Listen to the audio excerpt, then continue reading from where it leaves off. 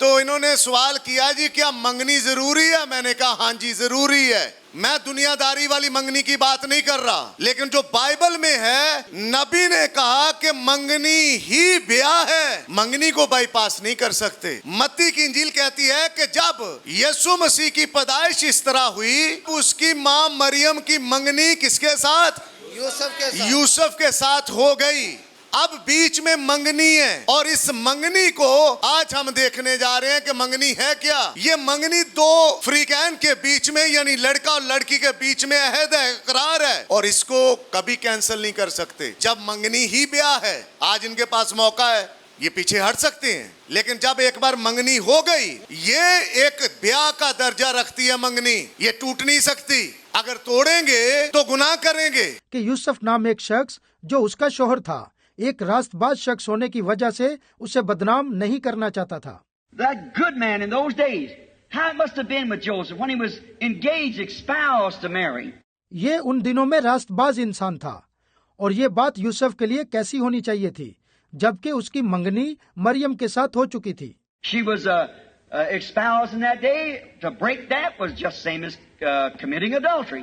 चूँकि मरियम की मंगनी हो चुकी थी, इसलिए उन दिनों में मंगनी को तोड़ना जनाकारी के बराबर था। ये ऐसा काम नहीं है कि आज यहाँ मंगनी होगी, मंगनी टूट गई, हम दूरी कुड़ी लबनी है, ये कोई चक्कर नहीं है। एक बिलीवर के लिए, कभी बिलीवर के लिए ये मौका नहीं है। मैं आपको सच कह रहा हूँ, अपने नौजवान बेटों को भी और बेटियों को भी, बिलीवर कबूल करता है दिल से एक लड़की को। और ब्रदर ब्रैनम कहते हैं, नबी ने कहा कि ये मंगनी खुदा क्यों करा रहा है यूसुफ और मरियम की, ताकि इमैनुअल इनके साथ रह सके। आमीन। आगे आप जानते हैं बाइबल को, ये सिर्फ 25 दिसंबर को हवाला नहीं पढ़ा जाता, ये खानदान के शुरू होने से पहले नबी ने इस मंगनी को रखा है। और खानदान क्यों बनाता है खुदा? ताकि साथ रह सके। ओ ले बेले, ओ ले बेले, all things are possible. All things are possible. Oh, believe, Lord, I believe, my Lord, I believe. All things are possible. All things are possible. Oh, believe, Jesus is here. My Jesus is here. All things are possible. All things are possible. Oh, believe, Lord, I believe, my Lord, I believe. Amen. खुदावंद यीशु मसीह के नाम में आप सबों को सलाम। खुदावंद का फजल ही है जो मुझे और आपको वो अपने हुजूर में जमा कर लेता है। आमीन। वरना हम अपनी ताकत लियाकत से कभी उसके हुजूर जमा नहीं हो सकते।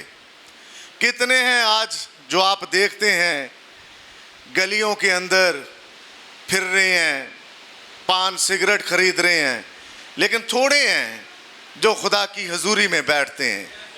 आमीन। और बाइबल कहती है ईमान सुनने से पैदा होता है, सुनना मसीह के कलाम से। थोड़ा बेटी लेट है जिसकी मंगनी है, क्योंकि हमने उनको 9 बजे का टाइम दिया हुआ था, पूरा 1.5 घंटा लेट है। लड़का तो टाइम पर आ गया था, खुदा उसे बरकत दे। लड़के का बाप भी मौजूद है, लड़के की फैमिली तकरीबन मौजूद है। नबी ने कहा शादी खाना पीना नहीं है, मंगनी खाना पीना नहीं है, नए कपड़े पहनना नहीं है, सूटेड बूटेड होकर आप चलते फिरें, ये मंगनी और ब्याह नहीं है। आज चूंकि हमें मौका मिला है कि हम अपने लोगों को कुछ सिखा सकें, हमारे जो नौजवान बेटे और बेटियां हैं, कल को इनके रिश्ते होने हैं, इन्होंने अपने जीवन साथी तलाश करने हैं, खुदा इन्हें अच्छा जीवन साथी दे। तो मैं आज यहाँ से आपको बताना चाहता हूँ कि मंगनी और ब्याह खाना पीना नहीं है कि देगें पकाते रहो और जो असल मकसद है उससे रह जाओ। तो फिर ऐसा ही होगा जैसे सुस्त कुंवारियाँ थी, बाद में आई लेकिन उनके लिए दरवाज़ा खोला था? नहीं खुला था। इसलिए ब्याह और मंगनी कभी भी खाना पीना नहीं है। हाँ, खाना पीना है, रिश्तेदार आएंगे, हम मना नहीं करते, आप पकाएं, जितना आप पकाना चाहते हैं पका लें, बना लें, क्योंकि खैर से मशरक के अंदर हमारे रिश्तेदार भी ऐसे ही हैं। अगर आप खाना ना दें तो कहेंगे कि कहो जी मंगनी दे चल गए, मर के भूखे मर गए। घरों में क्या नहीं खाते, सारे खाते हैं। लेकिन असल सूरत हाल वो है कि आप अपने बेटे और बेटी को खुदा के सामने पेश करें। मैं प्रॉब्लम नहीं जानता कि क्या मुश्किल है कि वो नहीं पहुंचे अभी तक, लेकिन मैंने ब्रदर डीकन से कहा कि आप उनसे राब्ता करें और उनको कहें, क्योंकि बाइबल कहती है बाप को पेश करना होता है लड़की को, और लड़के को भी बाप लेकर आता है, क्योंकि बाप को खुदा ने औलाद सौंपी होती है। इसलिए आपकी मंगनी और ब्याह के बीच में बाप है, पर अगर औलाद बाप को बाईपास करती है तो वो बेहयाई है। इसलिए ज़रूरी है कि अब जिनकी मंगनी है, जिनका निकाह है, ब्याह है, वो किसी और काम में मसरूफ़ ना रहें, बल्कि अपने बच्चों को पेश करने में मदद करें। खादम तब तक इनको नहीं जोड़ सकता जब तक आप पेश ना करें। मैं अपने आप तो नहीं जोड़ सकता, जब तक आप नहीं पेश करेंगे हम कैसे उनको जोड़ देंगे। इसलिए ज़रूरी है कि लड़की का घराना, लड़का और लड़के का घराना मौजूद हो। ये मैसेज इनके लिए तो है ही है, सबके लिए है, लेकिन ख़ास उनके लिए है जो आज एक बंधन में बंध रहे हैं। तो ये वो चीज़ें हैं जो नबी ने कही हैं, जिस मैसेज के थ्रू हम चल रहे हैं। दुनिया पता नहीं मंगनी को क्या समझती है, लेकिन हम आज बाइबल से सीखेंगे कि मंगनी है क्या। आमीन। मंगनी कोई डीजे पार्टी लगाना नहीं है, मंगनी कोई शराबी बुलाकर और शराबियों को शराब मुहैया करके, पान खाने वालों को पान की कंपनी दे करके आप पार्टी दो और खुदा के असल कलाम को ठुकराओ, तो क्या आप बरकत का सबब बन सकते हैं? कभी बरकत का सबब नहीं बन सकते। इसलिए मैं इनके साथ साथ अपने दूसरे बच्चों को भी सिखाना चाहता हूं कि आपका मकसद सिर्फ और सिर्फ खुदा के असल मकसद को जानना है, और किसी को न। और जो बाप और माएँ बैठी हैं उनका भी मकसद यही होना चाहिए, जो टाइम आपको दे दिया गया, जो शेड्यूल आपके सामने रखा गया, कभी उसको बाईपास ना करें, क्योंकि अगर आप टाइम शेड्यूल के मुताबिक नहीं चलेंगे तो आप कहीं के कहीं निकल जाएंगे। इसलिए मूसा को फिरौन कहता है, तुसी बंदे बंदे चले जो चर्च यार, तुम्हारी बीवियों का क्या काम, कितने बच्चे घसीटते फिरोगे। उसने कहा, सुन फिरौन, हम अपनी बीवियों, बच्चों, बूढ़ों, जानवरों समेत जाएंगे, एक जानवर का खुर नहीं तुझे दूंगा फिरौन। इसी तरह अगर हेड ऑफ द फैमिली अबलीस के साथ सुबह उठकर अगर वो उसको रोकता है तो डायलॉग करके कहे यीशु मसीह के नाम से सारे जाएंगे, कोई भी नहीं रुकेगा, तो फिर सारे ही पहुंचोगे। पर अगर आप सुस्त पड़े रहें और दूसरों की फिक्र करें, मैं कई बार आपको कहता हूं, लोग कुछ नहीं सोचते आपके बारे में, ये आप ही हैं जो सोचते हैं लोग क्या कहेंगे। लोग कुछ नहीं सोचते, ये आपके ऊपर भूत पड़ा हुआ है, लोगों का डर और खौफ है, लोग क्या कहेंगे, लोगों की ना सोचो। आज तक लोगों को क्या कोई पूरा कर पाया है? नहीं कर पाया, ना हम कर सकते हैं। तो इसलिए हम थोड़ा आगे चलेंगे। खुदा बरकत दे, बेटी भी आ गई है। बेशक 1 घंटा 35 मिनट लेट है, लेकिन खुदा इसे बरकत दे कि ये नेक्स्ट अगले वाले ज़िंदगी में ये खुदा की हजूरी को अव्वल दर्जा दे और बाकी तमाम तर मामलात को पीछे फेंके। आमीन।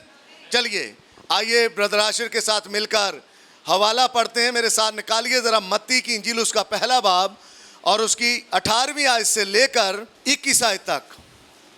सभी निकाल लें हवाला। मत्ती पहला बाब और उसकी 18वीं आयत से 21 आयत तक हम पढ़ेंगे। अब यीशु मसीह की पैदाइश इस तरह हुई कि जब उसकी माँ मरियम की मंगनी यूसुफ के साथ हो गई तो उनके इकट्ठे होने से पहले वो रूहुल कुद्दस की कुदरत से हामला पाई गई। बस उसके शौहर यूसुफ ने जो रास्तबाज था और उसे बदनाम करना नहीं चाहता था, उसे चुपके से छोड़ देने का इरादा किया। वो इन बातों को सोच ही रहा था कि खुदावंद के फरिश्ता ने उसे ख्वाब में दिखाई देकर कहा, ऐ यूसुफ इब्ने दाऊद, अपनी बीवी मरियम को अपने यहाँ ले आने से न डर, क्योंकि जो उसके पेट में है वो रूहुल कुद्दस की कुदरत से है।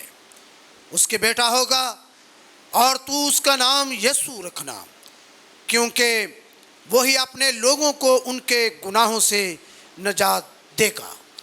खुदा के कलाम के पढ़े सुने जाने पर खुदावंद की खास बरकत। तो आमीन। आइए आंखें बंद करते हैं। कादिर मुतले खुदा, तेरा शुक्र, तेरी तारीफ, तेरी तमजीद करता हूँ तेरी सारी बातों के लिए, तेरे कलाम के लिए।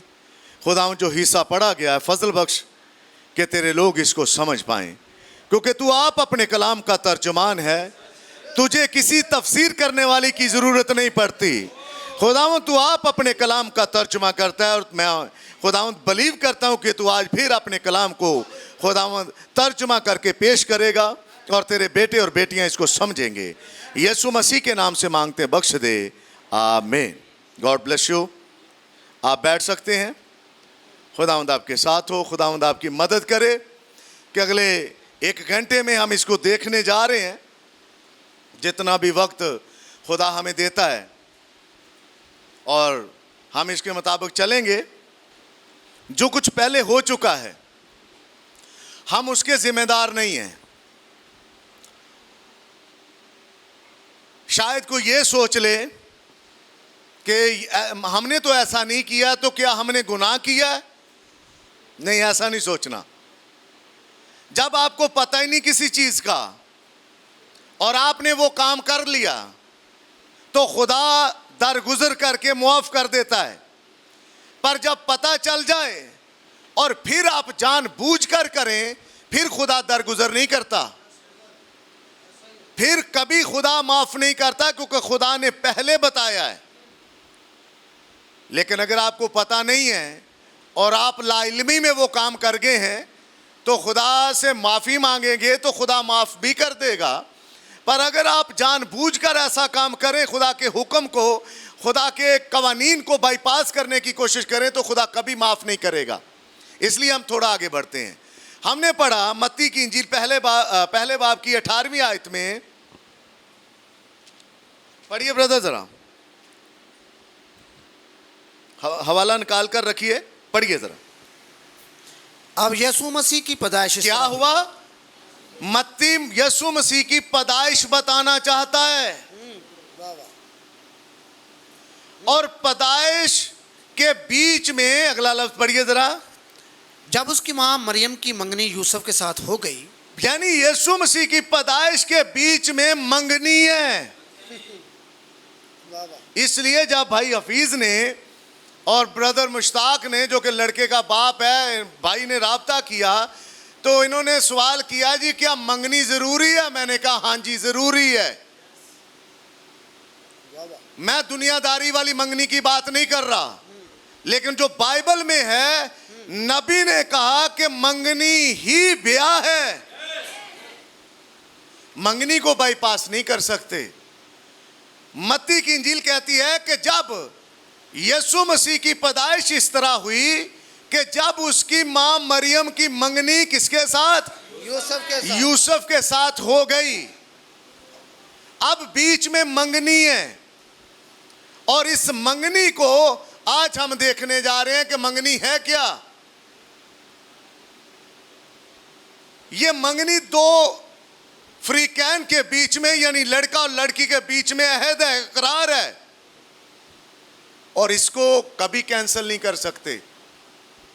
जब मंगनी ही ब्याह है, आज इनके पास मौका है, ये पीछे हट सकते हैं, लेकिन जब एक बार मंगनी हो गई तो मंगनी शादीशुदा का दर्जा देती है। बेशक हम इनको फिजिकली मिलने के लिए तो नहीं कहते, ना कहेंगे, लेकिन ये एक ब्याह का दर्जा रखती है मंगनी। ये टूट नहीं सकती, अगर तोड़ेंगे तो गुनाह करेंगे। कि यूसुफ नाम एक शख्स जो उसका शौहर था, एक रास्तबाज शख्स होने की वजह से उसे बदनाम नहीं करना चाहता था। That good man in those days, how it must have been with Joseph when he was engaged, espoused to Mary. ये उन दिनों में रास्तबाज इंसान था और ये बात यूसुफ के लिए कैसी होनी चाहिए थी जबकि उसकी मंगनी मरियम के साथ हो चुकी थी। She was espoused in that day. To break that was just same as committing adultery. चूँकि मरियम की मंगनी हो चुकी थी, इसलिए उन दिनों में मंगनी को तोड़ना जनाकारी के बराबर था। आज मौका है आपके पास, आप पीछे हट सकते हैं। ये ऐसा काम नहीं है कि आज यहां मंगनी होगी, मंगनी टूट गई, हम असी हुण दूरी कुड़ी लभनी है। ये कोई चक्कर नहीं है। एक बिलीवर के लिए, बिलीवर कबूल करता है दिल से एक लड़की को। आज नहीं कि आज लड़की खूबसूरत है, कल को उसके चेहरे पर झुर्रियां पड़ जाएं, बच्चे पैदा हो जाएं, वो घर के कामकाज में लग जाए और लड़के का दिल, जी अब भर गया दिल, अब मैं दूसरी शादी करना चाहता हूं या दूसरी के पीछे नहीं। कभी बिलीवर के लिए ये मौका नहीं है। मैं आपको सच कह रहा हूं, अपने नौजवान बेटों को भी और बेटियों को भी। बीच में है मंगनी। और ब्रदर ब्रैनम कहते हैं, मैसेज है आपके घर में पढ़े हुए हैं किताबें, मैं ज्यादा कोड आपके सामने रखना चाहूंगा ताकि आप इन चीजों को देख सकें। नबी ने कहा कि ये मंगनी खुदा क्यों करा रहा है यूसुफ और मरियम की, ताकि इमैनुअल इनके साथ रह सके। आमीन। आगे आप जानते हैं बाइबल को, यह सिर्फ 25 दिसंबर को हवाला नहीं पढ़ा जाता, ये खानदान के शुरू होने से पहले नबी ने इस मंगनी को रखा है। और खानदान क्यों बनाता है खुदा? ताकि खुदा साथ रह सके, क्योंकि वो बाप है और खानदान बन गया। अब बाप को साथ नहीं रखना चाहते। मैं कल गौर कर रहा था और एक भाई मुझे बता रहे थे कि उर्दू में लफ्ज है खुदा और इसका ऊपर वाला नुक्ता उठाकर नीचे लगा दें तो क्या बनेगा? जुदा। और इसको कौन करेगी? एक लड़की जो आप अपने घर में लाओगे, अगर नॉन बिलीवर हुई तो वो खुदा से यानी आपके बाप से आपको क्या करेगी? जुदा। और आपको कहां ले जाएगी? फिर वही मैसेज जो हम दे चुके हैं। ब्रदर ब्रैनम ने कहा क्यों मैसेज में कि अखयब ने जाकर शादी की एजिबल से, और एजिबल के बारे में आप सब जानते हैं कि वो कैसी औरत थी। वो ज्यादा पसंद करती थी केलकों के कांटे पहनना, वो बुंदे पहनना और बनाव श्रृंगार करना और बाल काटना ये ज्यादा पसंद करती थी। इसलिए इस्राएल का बादशाह होते हुए अखयब यह गलती कर गया।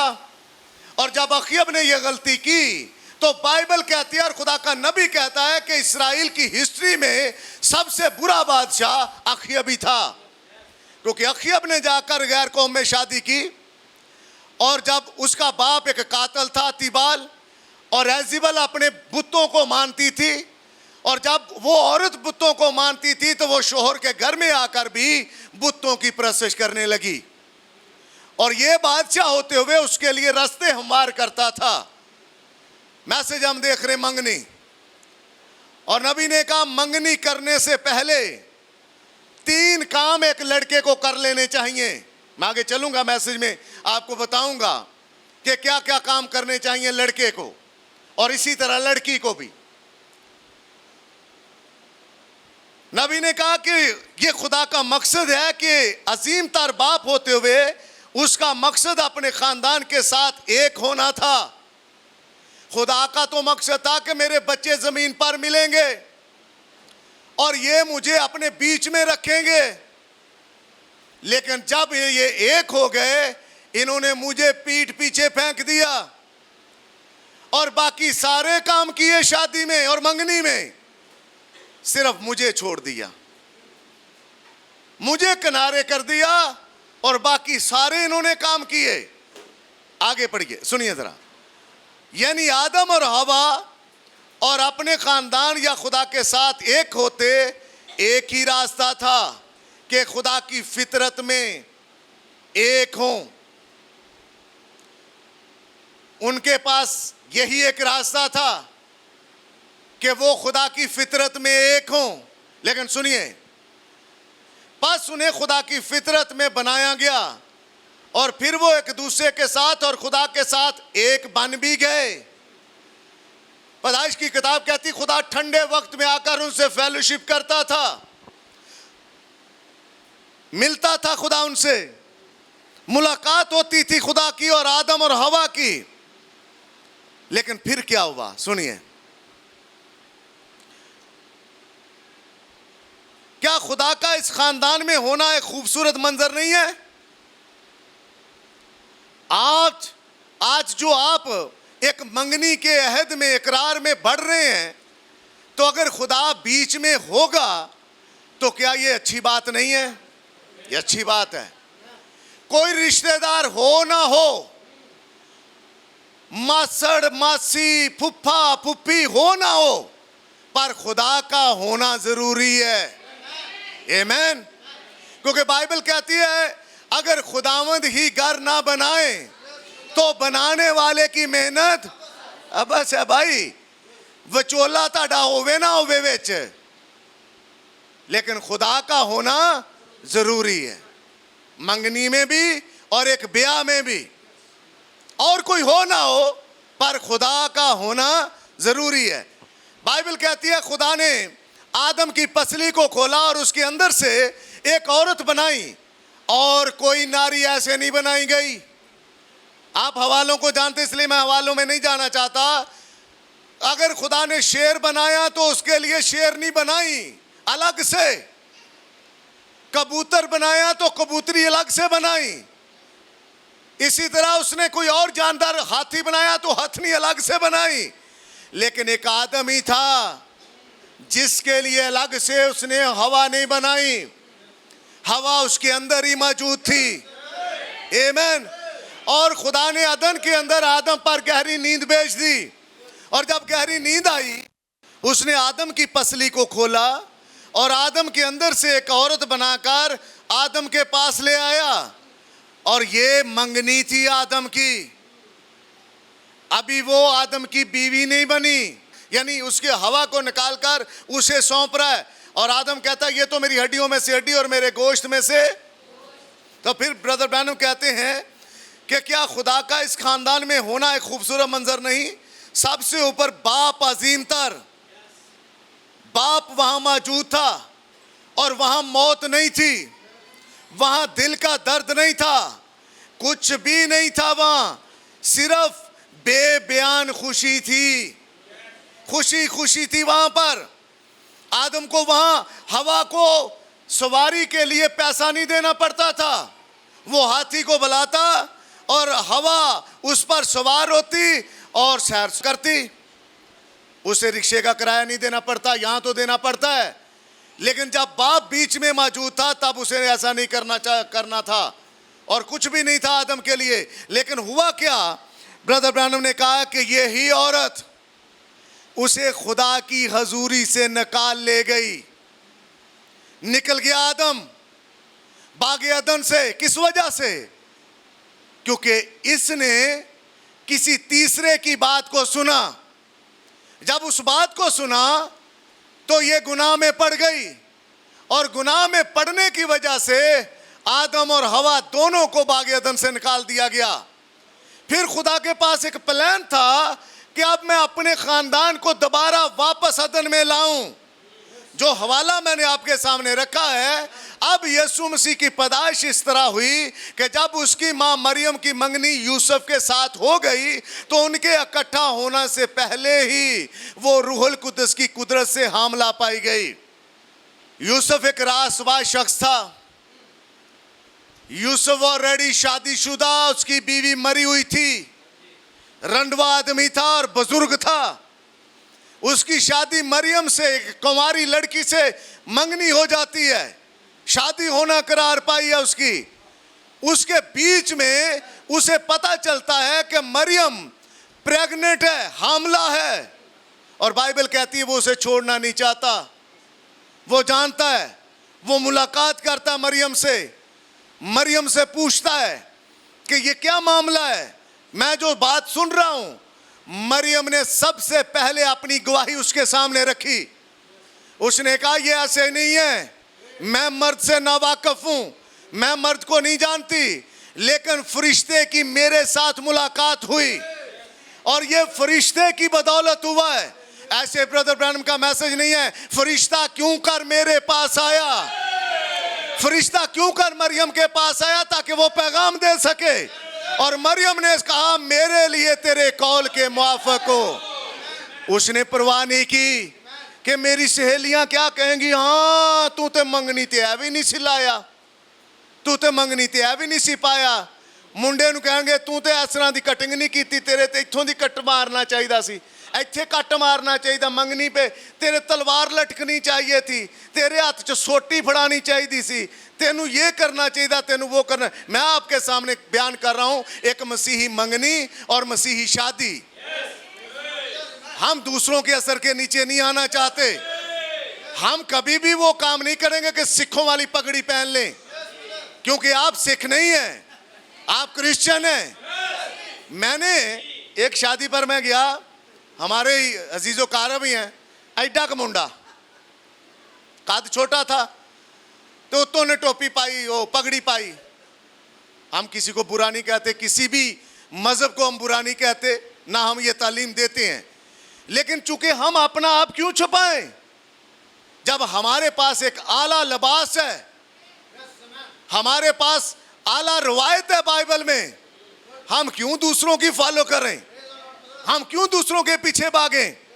कभी कभार आप बहनें देखती हैं किसी भैन नूं साड़ी जच भी नहीं रही, वो कहती मैं साड़ी पानी है। हमारे साथ ऐसा हुआ, हम रोकते रहे एक बहन को, ना पा, तेरे बच्चे निके निके, कोई खिंच देगा, कोई तेरे को संभाली नहीं जाएगी, की करेंगी, नहीं मैंने पहननी है। जब आज तकरीबन बारात लड़की के घर से थोड़ा पीछे रह गए, ओदे न्याणे ने कर कर उल्टियां साड़ी रंग दी। तब आई शलवार कमीज में, अब पहनो साड़ी वही रंगी रंगाई, उल्टियां लगी हुई साड़ी पहनो ना। कभी कभार औरतें बाजी नहीं आती, सारों के साथ ऐसा मामला है, मेरा अपना नहीं है बल्कि सारों के साथ ही यही मामला है, वो बाजी नहीं आती, फिर उनको करने दें। जब कर करा के जब आगे से टक्कर लगेगी, पत्थर से सर उनका लगेगा, चोट मारकर फिर वापस आती, फिर कहती हाँ तुसी ठीक ही कहंदे सी, वो बेचारा शुरू तो ठीक ही कहंदा है, तेनू नहीं समझ लग रही ठीक तरह, वो बेचारा शुरू तो ठीक ही कह रहा है, आपको नहीं समझ आ रही। तो मरियम ने कहा मेरे लिए तेरे कौल के।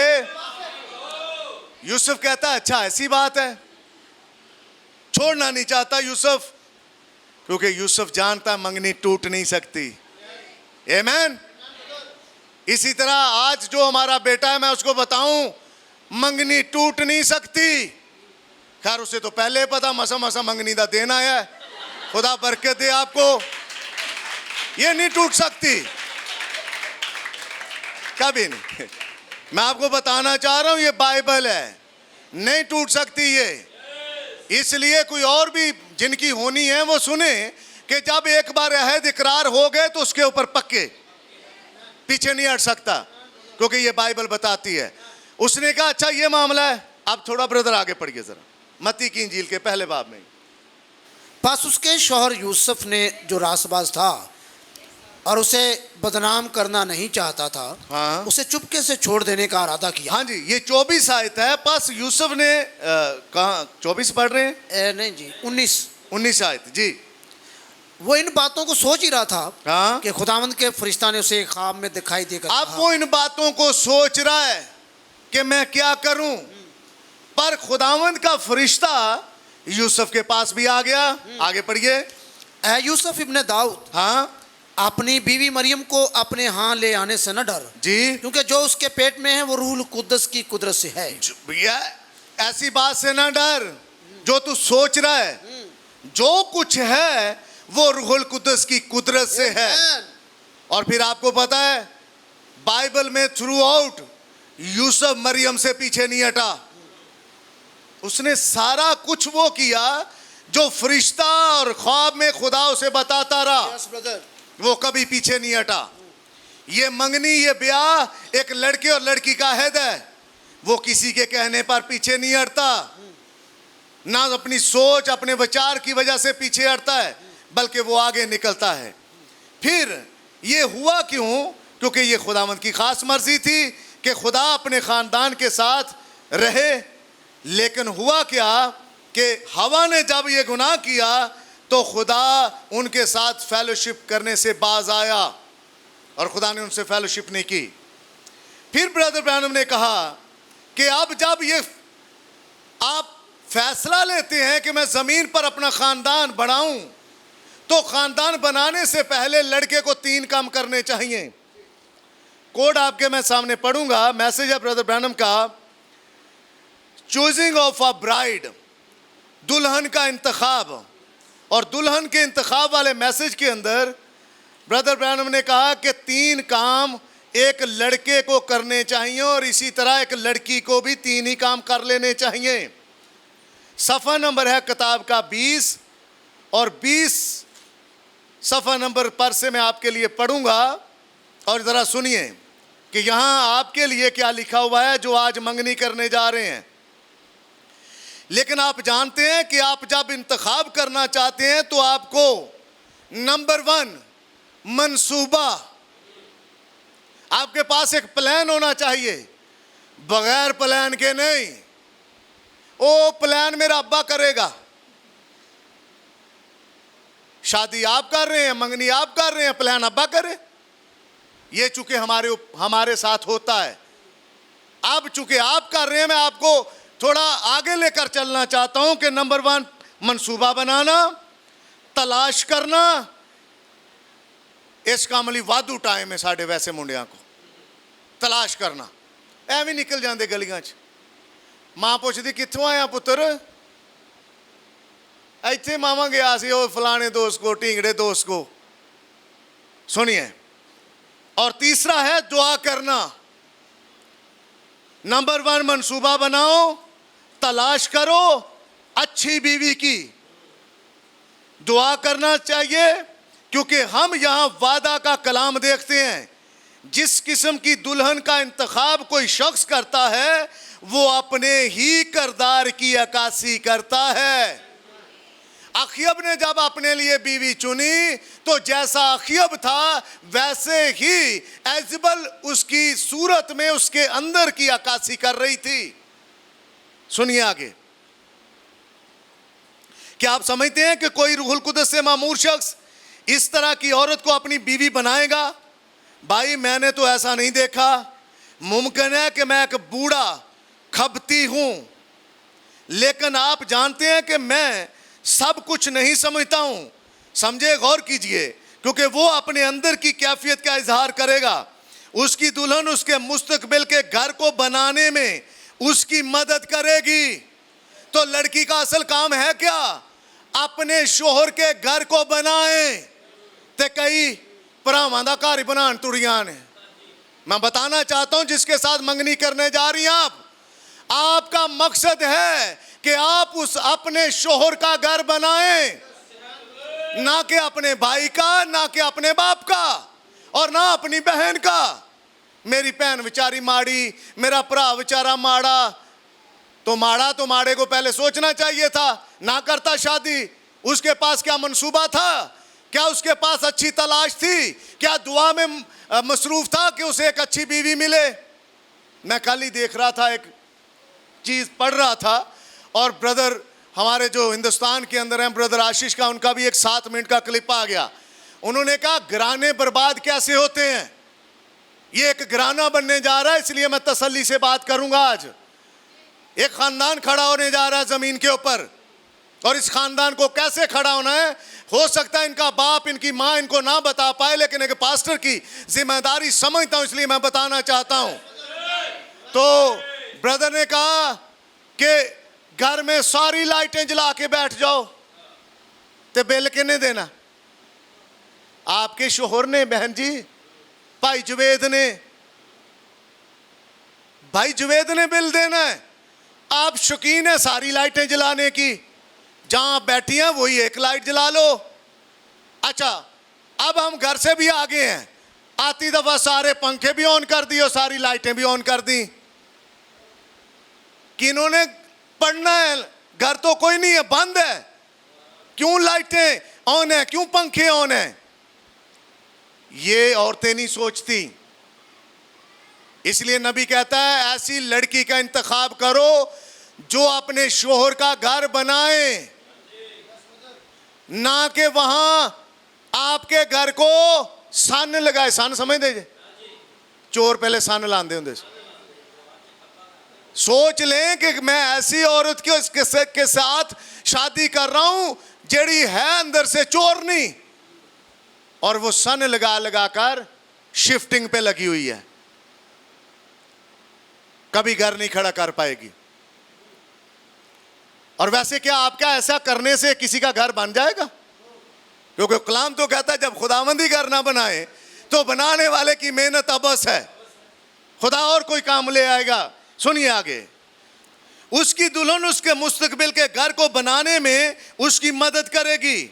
आप जो ही हम अपना ध्यान रूहानी पहलू की तरफ ले जाते हैं तो हम देखते हैं जो कलीसिया दुनिया में मौजूद है, दुनिया के तौर तरीकों पर दुनियावी अंदाज की उम्मीद लगाए बैठी है, दुनियावी कामों में हिस्सा लेती है, और खुदा के हुक्मों को यूं समझती है कि जैसे उन्हें खुदा ने कभी लिखा ही नहीं था।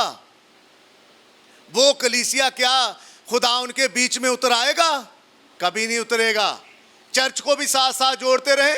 आज एक बेटे और बेटी को तो सामने रखा ही हुआ है हमने, लेकिन साथ ही साथ एक कलीसिया को भी हम देखना है हमने, और इसको देखकर साथ निकलेंगे। याद रखें, एक मर्द और उसकी बीवी एक होते हैं। एक मर्द और उसकी बीवी एक होते हैं। क्या आप किसी ऐसी शख्सियत के साथ एक होना पसंद करेंगे? अगर आप ऐसा करेंगे तो जो एतमाद मुझे आप पर है वो मायूसी में बदल जाएगा। फिर खुदा किस तरह एक बाकायदा तंजीमी कस्बी के साथ अपने आप को मिला सकता है? खुदा कभी भी एक मिशन के साथ एक नहीं हो सकता, वो अपने आप को कलाम ही के साथ एक करेगा। अगर खुदा कलाम है तो कलीसिया भी कलाम ही होनी चाहिए, वो रस्म और रिवाज नहीं होनी चाहिए। मैं खुदावंद की शुक्रगुजारी करता हूं कि यहाँ बहन ने मुझे पूछा कि जी मंगनी है तो कुड़ी दे चुन्नी दे उत्ते पैसे लाने ने। मैं क्या, हम ऐसे काम नहीं करेंगे। और सातरंगा गाना कहाँ से? कोई नहीं, मैं अभी आपको लेकर चलूंगा। नहीं पहना किसी बलीवर की बीवी ने, ना किसी बलीवर ने पहनाया उसे कि ये बांध ले, इसके बगैर तो ना मंगनी है ना ब्याह है। हमें नहीं पता था, हो चुका जो हो चुका, लेकिन अब चूंकि बाइबल बताती है कि ऐसा कहीं पर नहीं है। आमीन। आइए थोड़ा आगे निकलते हैं। फिर नबी कहते हैं कि इंतखाब करना एक मर्द को है। 3 काम तो वो करता ही करता है, इसी तरह औरत को भी ये हक है कि वो अपना इंतखाब कर सके। नबी ने इस बात को लेकर पैदाइश 24 बाब के साथ जोड़ा और कहा देखो पहले नंबर पर मंसूबा कौन बनाता? बाप कहता है अलीअज़र 24 बाब में, इधर आ, मेरे बेटे के लिए एक लड़की ला, मेरे अपने ही रिश्तेदारों के बीच से। अलिए पढ़े, अपने वक्त में जाकर घर पढ़िएगा। हम वैसे इस मैसेज को देख चुके हैं, जान भी चुके हैं, लेकिन मैं थोड़ा टच करके आगे निकलना चाहता हूं। अलीअज़र ने कहा, ऐ मालिक, हाथ जोड़कर खड़ा हो गया। उसने कहा, ऐ मालिक, अगर वो लड़की ना आना चाहे तो तेरे बेटे को वहां ले जाऊं। अब्राहम ने कहा, कभी ऐसी गलती नहीं करना, लड़की को यहां लाना। सुन रहे हैं भाई? लड़की के लिए जगह तैयार हो, जिधर रहे लड़की उधर रहे। अब्राहम ने कहा नहीं, ये मंसूबा था अब्राहम के पास, और पूरा मंसूबा अब्राहम ने उसको दे दिया, अलीअज़र को।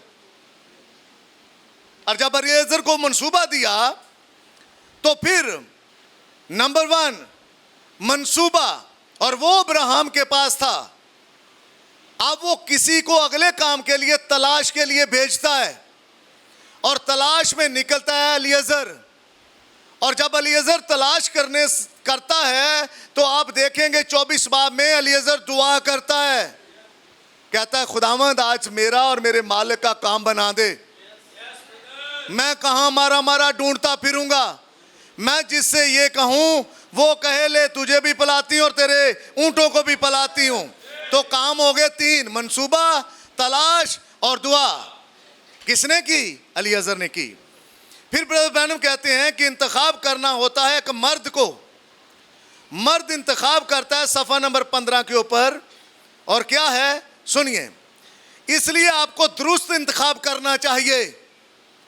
दोबारा वही बात कि एक मर्द अपनी जिंदगी के मकसद और किरदार के मुताबिक किसी खास किस्म की औरत का इंतखाब करे। ऐसे चलती चलती का इंतखाब नहीं हो सकता।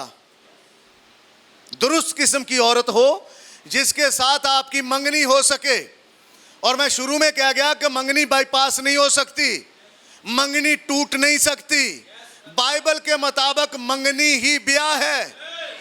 और मैं दुनियादारी की मंगनी की बात नहीं कर रहा, जिसके ऊपर नोट फेंके जाते हैं, बाजे बजाए जाते हैं, डीजे बजता है और सब कुछ होता है, उस मंगनी की नहीं। लेकिन मैं बाइबल की मंगनी की बात करता हूं कि एक लड़का इकरार करता है और एक लड़की इकरार करती है, और वो दोनों आपस में अहद करते हैं कि मैं तुम्हारी हूं, और लड़का कहता है मैं तेरा हूं, और ये ताहयात एक दूसरे के होकर जिंदगी बसर करते हैं। बीच वाला कोई रास्ता नहीं है। ब्रदर ब्रैनम कहते हैं कि इसीलिए इंतखाब लड़का करता है, और ये भी उसके किरदार की अक्कासी है। जिसके साथ वो बंधन में बंधेगा वो दर हकीकत उसके अंदर की आवाज होगी। ओ फुफी दे क्या हाँ नहीं करेगा, कह दे तू कुड़ी बड़ी चंगी हो, घर दे सारे काम कर दिए ते ताड़े घर जाके कोई भी ना करे, सारे पा दे समराते, तो फिर की बनेगा? फिर उल्ट काम हो जाएगा। और ये भी नहीं कि चूंकि इसे ही सारे करने हैं, आपकी बीवी है, नुकरानी नहीं है, जो कर सकते हैं उसके साथ, क्योंकि आगे चलकर हम इन चीज़ों को देखेंगे। सुनिए, जो उसका इंतखाब करने वाले मर्द के अंदर था वो उसकी दिली ख्वाहिशात का इजहार होती है। बज़ाहिर वो चाहे कुछ भी कहता हो, लेकिन आप ये देखें कि वो शादी किससे करता है। मैं एक आदमी के दफ्तर में गया जो अपने आप को मसीही कहता था। अब यहाँ से मैसेज स्टार्ट हो रहा है कि बिलीवर की मंगनी और ब्याह कैसा है, और मंगनी क्या है। नबी ने कहा, मैं एक भाई के घर गया दफ्तर में गया, और एक मसीही था और कहता अपने आप को मसीही था, जबकि दीवारों पर हर तरफ से बेहया तस्वीरें लगी थी। था कौन? मसीही। पुरानी वाहयात मौसीकी चल रही थी। क्या पुराने गाने ब्रदर, हमारे वक्त में ये बड़े अच्छे टॉप हिट लिस्ट पे गाना गया है। नबी इसी को कह रहे हैं, पुरानी वाहयात मौसीकी चल रही थी। और मैं उसके दफ्तर में गया, मैंने उसके अल्फाज की परवाह ना की, मैंने उसकी गवाही का यकीन ना किया, क्योंकि उसकी रूह दुनियावी गुज़ा पर थी, वो दुनिया से खाता था। नॉन बिलीवर, गैर ईमानदार दुनिया से लेता है, लेकिन एक रूहानी शख्स बाइबल से लेता है। आमेन। आगे अब हमें यहां साफ तौर पर मुस्तकबिल के घर में अपनी मुस्तकबिल की दुल्हन के साथ खुदा का मुकम्मल मंसूबा नजर आता है। भाइयों, जब आप चुनाव करते हो, मत समझो कि आज मैं किसी मॉडल को पसंद करके एक अच्छी लाइफ गुजार लूंगा। नहीं गुजार पाओगे। मैं ये नहीं कहता कि आप खूबसूरत लड़की ना पसंद करें, लेकिन उसके अंदर है क्या, उसका बैकग्राउंड क्या है? क्योंकि खुदा शादी से पहले, मंगनी से पहले बैकग्राउंड चेक करता है। आइए जरा थोड़ा सा चेक कर लेते हैं ब्रदर, जरा पढ़िए मत्ती की इंजील पहला बाब और उसकी पहली आयत। एक बैकग्राउंड है यीशु मसीह की पैदाइश की, और उस बैकग्राउंड को हम लेकर चलेंगे कि है क्या। पढ़िए जरा। यीशु मसीह इब्ने दाऊद इब्ने अब्राहम का नस्बनामा। यीशु मसीह इब्ने दाऊद इब्ने अब्राहम का नस्बनामा।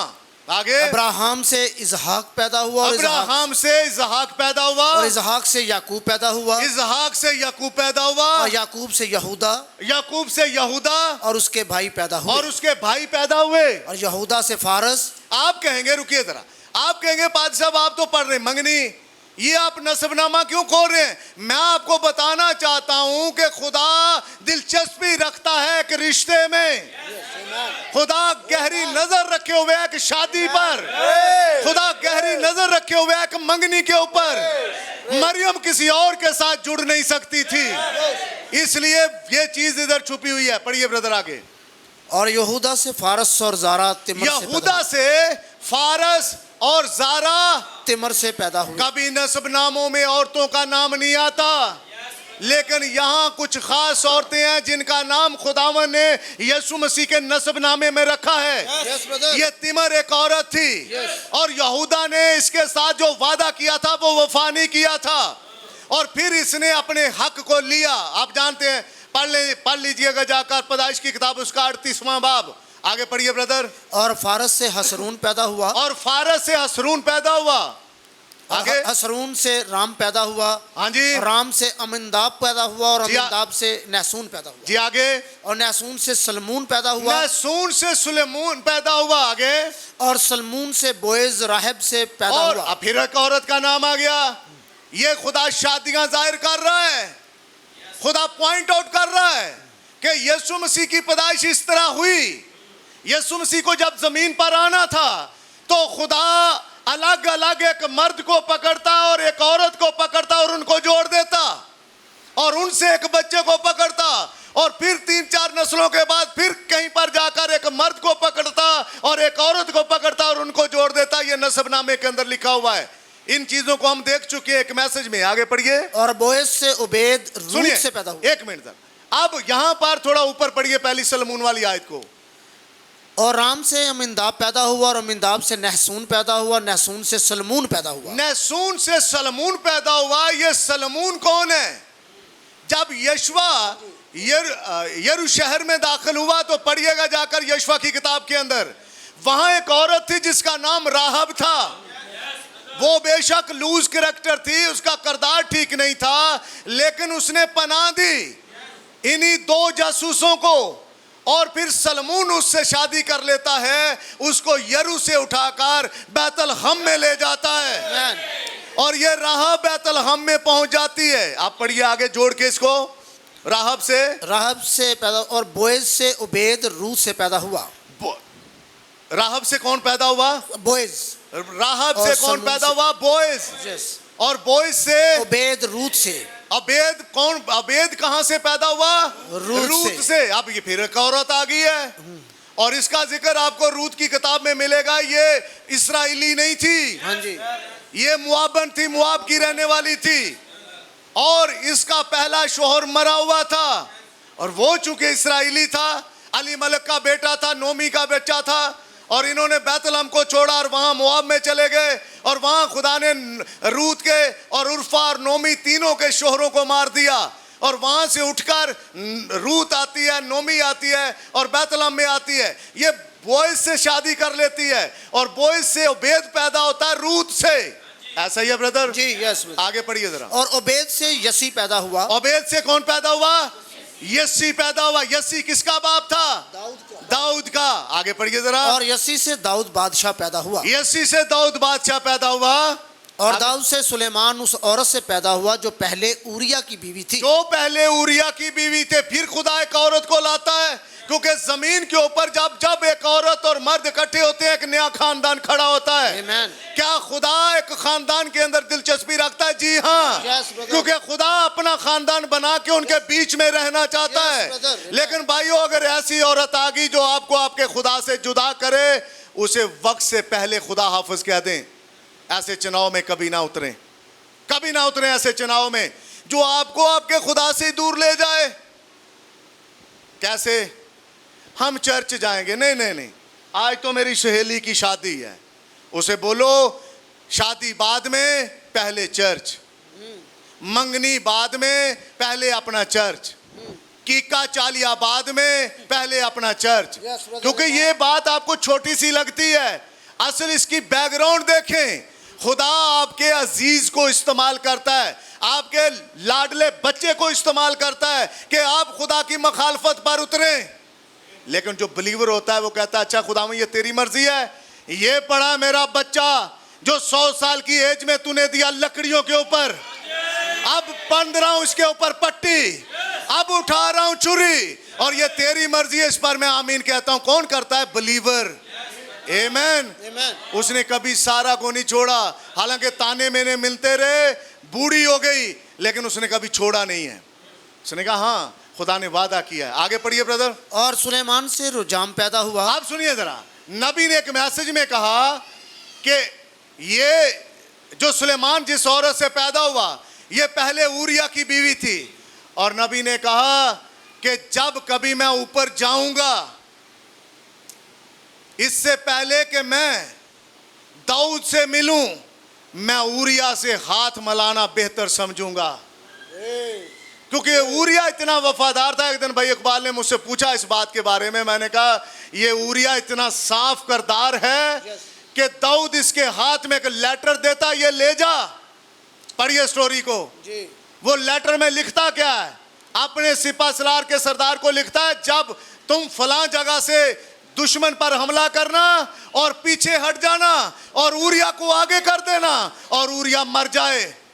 अपनी मौत का परवाना लेकर जा रहा है और खोलता तक नहीं है लेटर। इतना वफादार है अपने बादशाह के साथ, लेकिन बादशाह यहां ढीला पड़ गया। ब्रदर ब्रैनम ने कहा, यह भी कहा मैसेज में कि बत्सबा का नहाना आम नहाना नहीं था। वो 28 के चक्कर से फ्री होकर नहा रही थी। ये 28 फरवरी 1963 को क्यों आया? ताकि कोई आ सके। आमीन। इसलिए यहां जमीन के ऊपर अगर एक लड़का एक लड़की खड़े होते हैं तो खुदावंद उनमें दिलचस्पी रखे हुए है। आज एक डीजे वाला रखे हुए है, आज कोई और रख रहा है दिलचस्पी, लेकिन खुदावंद ब्रदर रखे हुए है दिलचस्पी।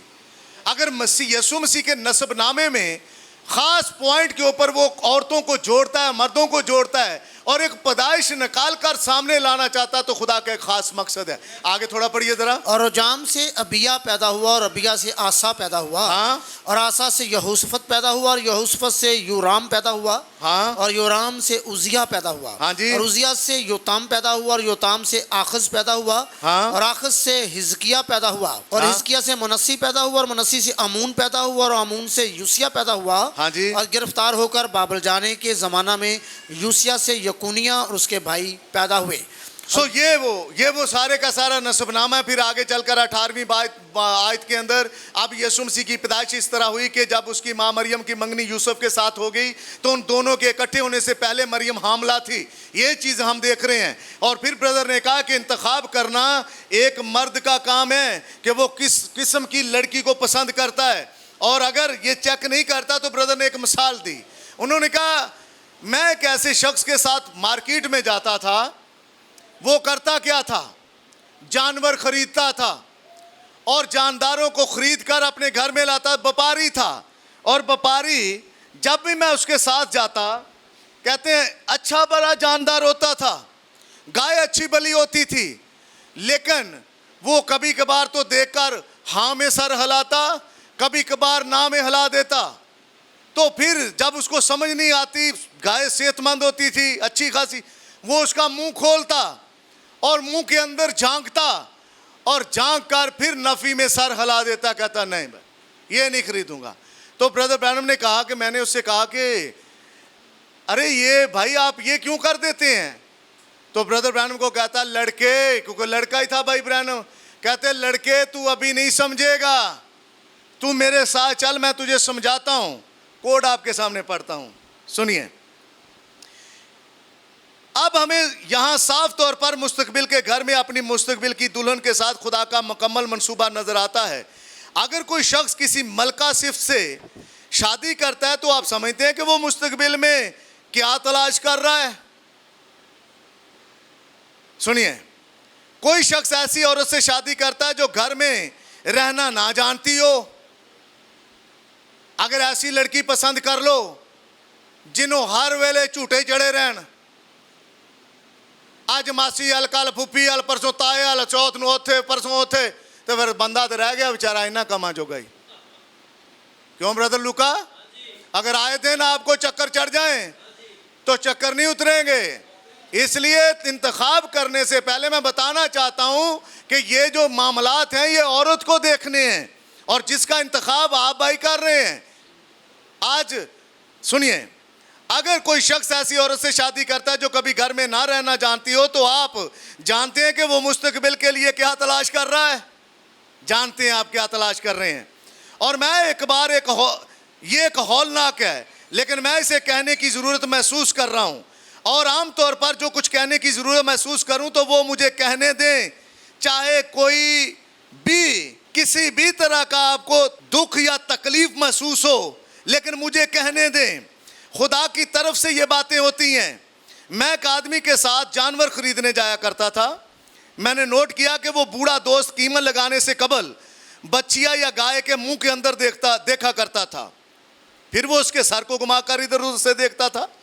वो इसे हर तरफ से देखा करता था। मैं यहाँ कोई इसको मंगनी को या अपनी बेटी को एक जानवर के साथ नहीं जोड़ रहा, लेकिन एक मिसाल देकर वो आगे निकलना चाहते हैं। इस लिहाज से बिल्कुल दुरुस्त दिखाई देती, हर तरह से वो दुरुस्त दिखाई देती। तो वो उसके मुंह के अंदर से देखता और कभी कभी वो अपना सर नफी में हिलाता और वहाँ से चल देता। मैंने कहा जेफ, आप से कुछ पूछना चाहता हूँ। वो बोला पूछो बिली। मैंने कहा आप हमेशा गाय के मुंह को अंदर से क्यों देखते हैं? वो बड़ी अच्छी मोटी ताज़ी नज़र तो आती है। उसने कहा मैं तुम्हें बताना चाहता हूँ लड़के, अभी तुम्हें बहुत कुछ सीखने की ज़रूरत है। इसी तरह मैं अपने बेटे को कहूँगा अभी तुम्हें बहुत कुछ सीखने की ज़रूरत है। अब से आप मुंडों में ना बैठें, क्या मुंडे ना जा रहा पान खान वाले ना इत्थे तक मुंह फैलाया अपना, ਉਹਦੇ ਨਾਲ तुरया फिरदा और पचकारियाँ मारता फिर रहा और कर रहा है। अब से आपकी लाइफ चेंज है।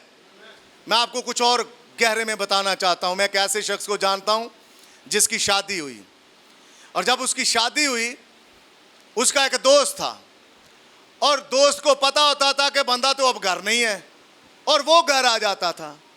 और घर आता तो उसने चूंकि तारुफ करवाया होता, पहले ही आप तारुफ करवा देते हैं ये मेरा बड़ा प्यारा दोस्त है, ये देते बगैर मैं कुछ भी नहीं, ये समझ ला मैं ही है। भाई क्यों?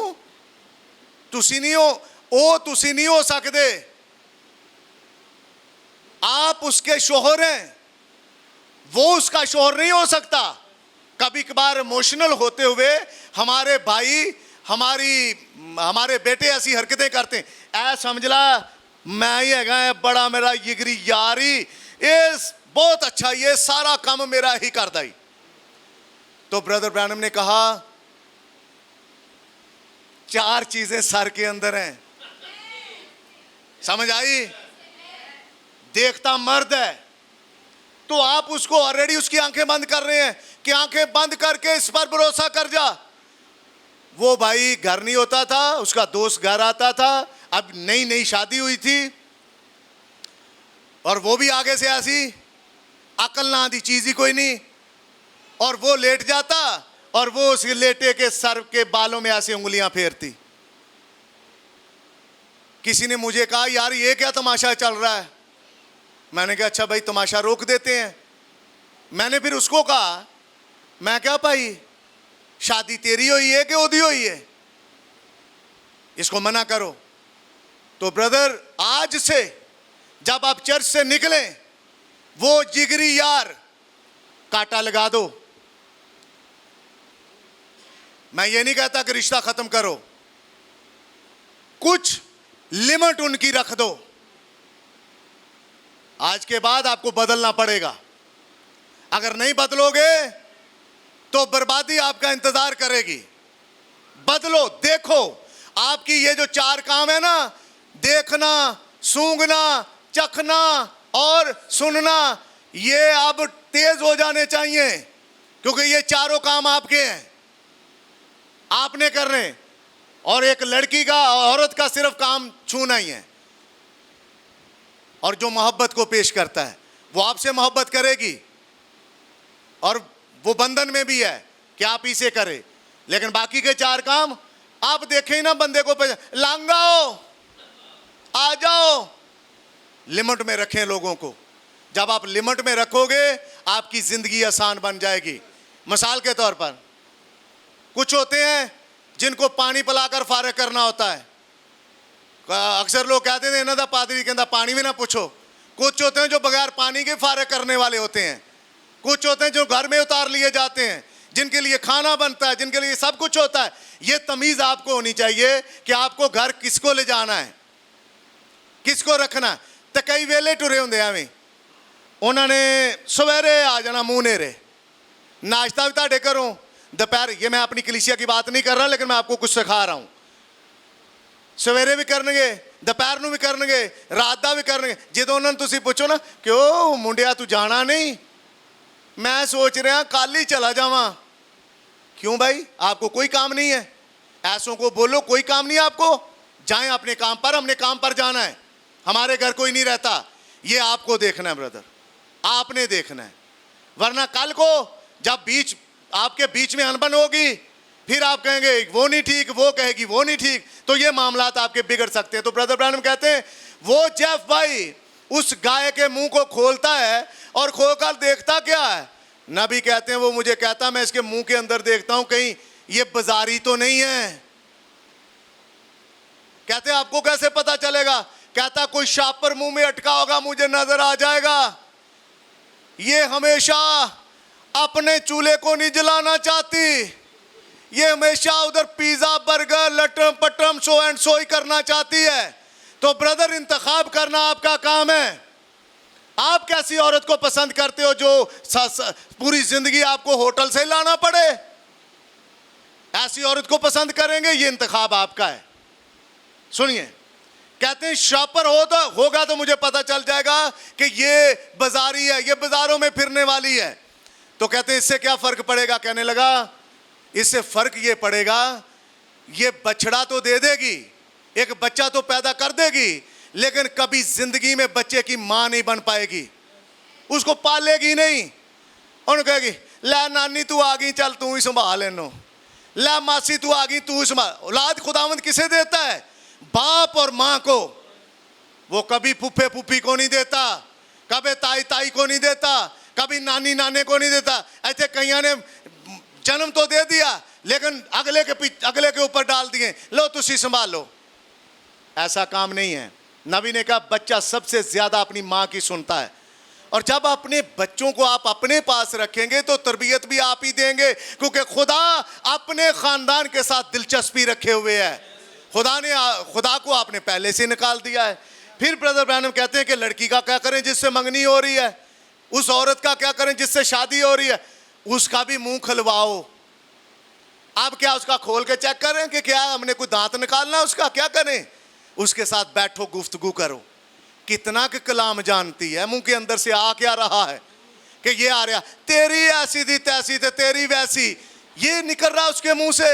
अगर एक बिलीवर लड़की है तो उसके मुंह से निकलेगा खुदावन तेरा शुक्र, प्रेज द लॉर्ड, आमेन। और जब उसका मुंह खुलेगा तो पता चल जाएगा कि ये एक गिरजा घर से तल्लक रखती है। यूनिवर्सिटी जितनी मर्जी पढ़ी हो, कॉलेज जितनी मर्जी गई हो, डिग्रियां चाहे जितनी मर्जी उसके साथ हो, लेकिन एक बिलीवर को एक बिलीवर से सरोकार है। उसे डॉक्टर फलां फलां से सरोकार नहीं है, उसे बिलीवर के साथ ही सरोकार है, क्योंकि खुदा अपने खानदान के साथ दिलचस्पी रखे हुए है। इसलिए ब्रदर ने कहा, मैंने उससे पूछा तो फिर मेरी समझ में आई। और फिर कहते हैं मेरा भाई था, तो मुझे कहता है यार मेरे एक दोस्त की शादी पढ़ देगा। तो ब्रदर ने कहा अगर उसकी पहले शादी ना हुई हो तो मैं पढ़ दूंगा। कहने लगे कैसे पढ़ेगा? कोड पढ़ना चाहता हूं मैं आपके लिए, सुनिए। कोड नंबर सफ़ा नंबर 22 है, 19 पढ़ा है, अब 22 मैं आपके सामने रखना चाहता हूं। सुनिए, मैंने बहुत से जोड़ों की शादियां की हैं, लेकिन इससे मुझे हमेशा मसीह और उसकी दुल्हन की याद आती है। ये जो मंगनी है, ये जो ब्याह है, पालूस कहता है ये भेद तो बहुत बड़ा है, लेकिन मैं मसीह और कलीसिया की बाबत कहता हूं। तो ये रिश्ता कैसा है? मसीह और कलीसिया जैसा। मैंने बहुत से जोड़ों की शादियां की हैं, लेकिन हमेशा मसीह और उसकी दुल्हन याद आती है मुझे। जितने लोगों की शादियां मैंने यहां की हैं, इनमें से एक मेरी जिंदगी की इंतहाई गैर मामूली शादी थी जो मैंने पढ़ी। कैसी ब्रदर ब्रैनम? सुनिए, ये बहुत साल पहले की बात है, जब मैं एक नौजवान खादम था। मेरा भाई PWA में, एक कोई कंपनी है PWA में काम किया करता था। मैं नहीं जानता कि मेरी उम्र का कोई और बूढ़ा इतने वाकयात याद रखता है या नहीं।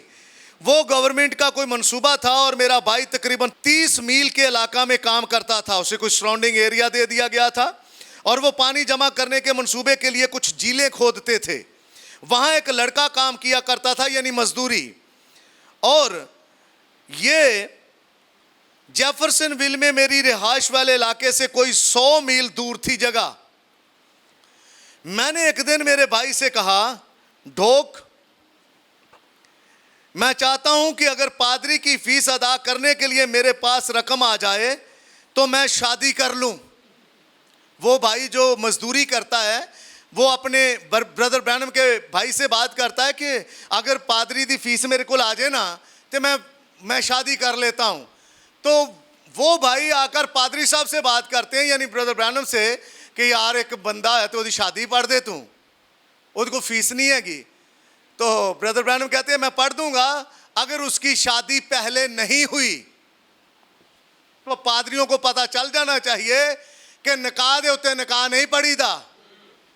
अगर किसी की बीवी जिंदा है, उसने छोड़ी हुई है, और जो पादरी निकाह करता है वो गुनाह करता है, क्योंकि मत्ती 19 में लिखा हुआ है जो छोड़ी हुई से ब्याह करता है वो ज़ना करता है। और अगर छोड़ी हुई जाकर किसी और से ब्याह करती है तो वो क्या करती है?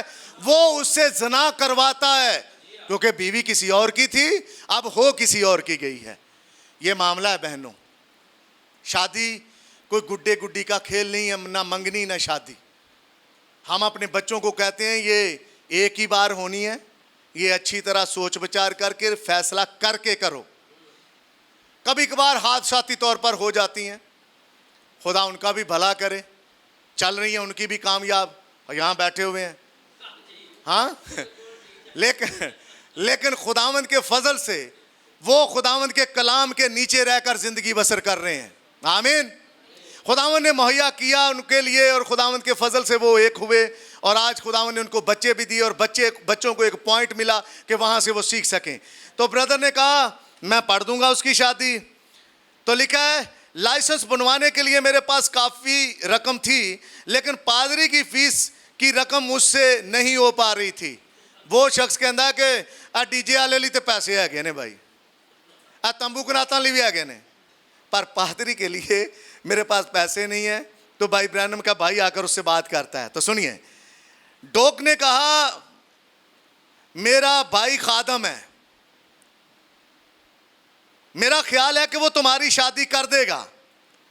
वो लोगों से ऐसे कामों के लिए पैसे नहीं लेता। ब्रदर ब्रैनम का भाई कहता है कि मेरा भरा पादरी है, वो ऐसे कमाली पैसे नहीं लेता, वो शादी तेरी पढ़ देगा। वो बोला क्या तुम अपने भाई को मेरी शादी करने के लिए कह सकते हो? उस रात मेरे भाई ने मुझसे जिक्र किया, मैंने जवाब दिया अगर उसने पहले किसी से शादी नहीं की तो फिर ठीक है, मैं पढ़ देता हूँ। अच्छा जी। उसने कहा ठीक है, मैं उससे पूछूंगा। उसने कहा अगर ऐसा ही हो तो उसे कहो आ जाए, अगर कुंवारा है तो आ जाए। शादी पहले नहीं की तो आ जाए, मैं शादी कर दूंगा। 5 हफ्ते के दिन वो लड़का आ गया। मैं जब भी इस वाक्य को याद करता हूं तो मुझे बहुत अजीब लगता है, क्योंकि वाकया ही कुछ ऐसा था। सुनिए जरा ब्रदर असद और सिस्टर अरूज, इसको देखिए, सुनिए, आप किस फिक्र में लगे और मैं किस फिक्र में और बाकी शादीशुदा लोग किस फिक्र में हैं, लेकिन यहां जो वाकया हुआ इसको सुनिए जरा। मैं जब ये किताब कल पढ़ रहा था, मेरे आंखों से आंसू आ गए कि हम कहां पड़े हुए हैं, लेकिन नबी के साथ क्या वाकयात पेश आए। सुनिए, मुझे बहुत अजीब लगता है।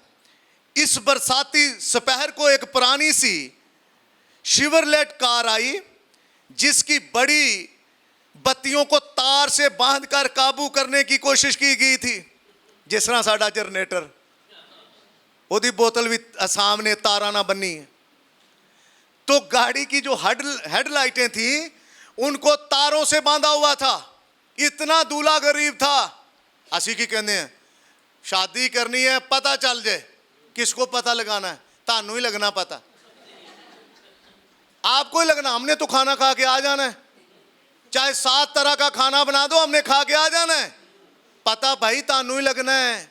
इसलिए मैं आपको कहता हूं, पता लगने से पहले कि 105 बुखार आ जाए, 105 बुखार का बंदोबस्त करो।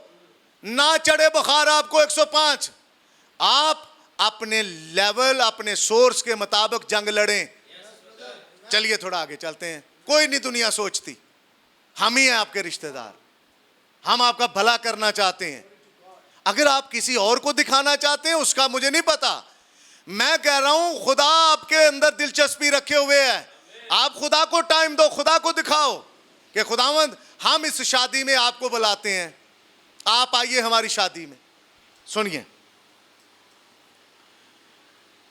लेकिन फिर भी वो ऊपर की तरफ से कुछ बाहर निकली हुई थी। उन्हें बंदोबस्त बड़ा कीता सी, पर फिर भी लाइटां बाहर ही नजर आ रही सी। कि ये वाकया मेरी बीवी की वफात के बाद का है।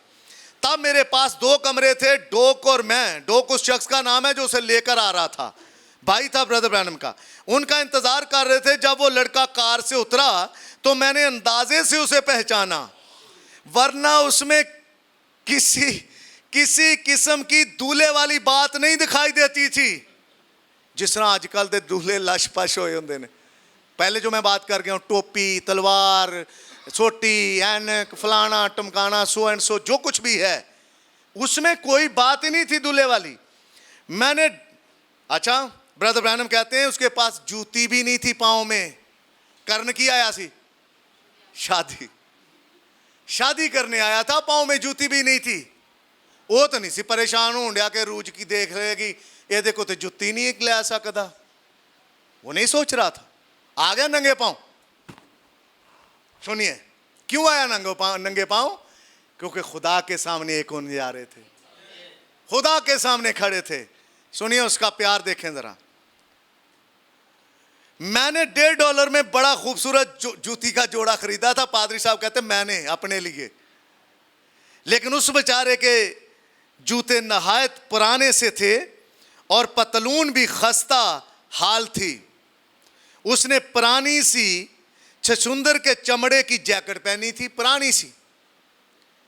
शायद आप में से बुजुर्ग लोगों को याद होगा, उसे बगैर मले किसी कपड़े धोने वाली मशीन में धोया गया था और फिर इसे इस तरह बांध लिया गया था कि एक किनारा ऊपर को उठा हुआ था। तो बात करने का मकसद कि उसके पास अच्छा लिबास नहीं था, पर मैं खुदावंद की शुक्रगुजारी करता हूं कि आपके पास अच्छा है, खुदावंद ने आपको अता किया है।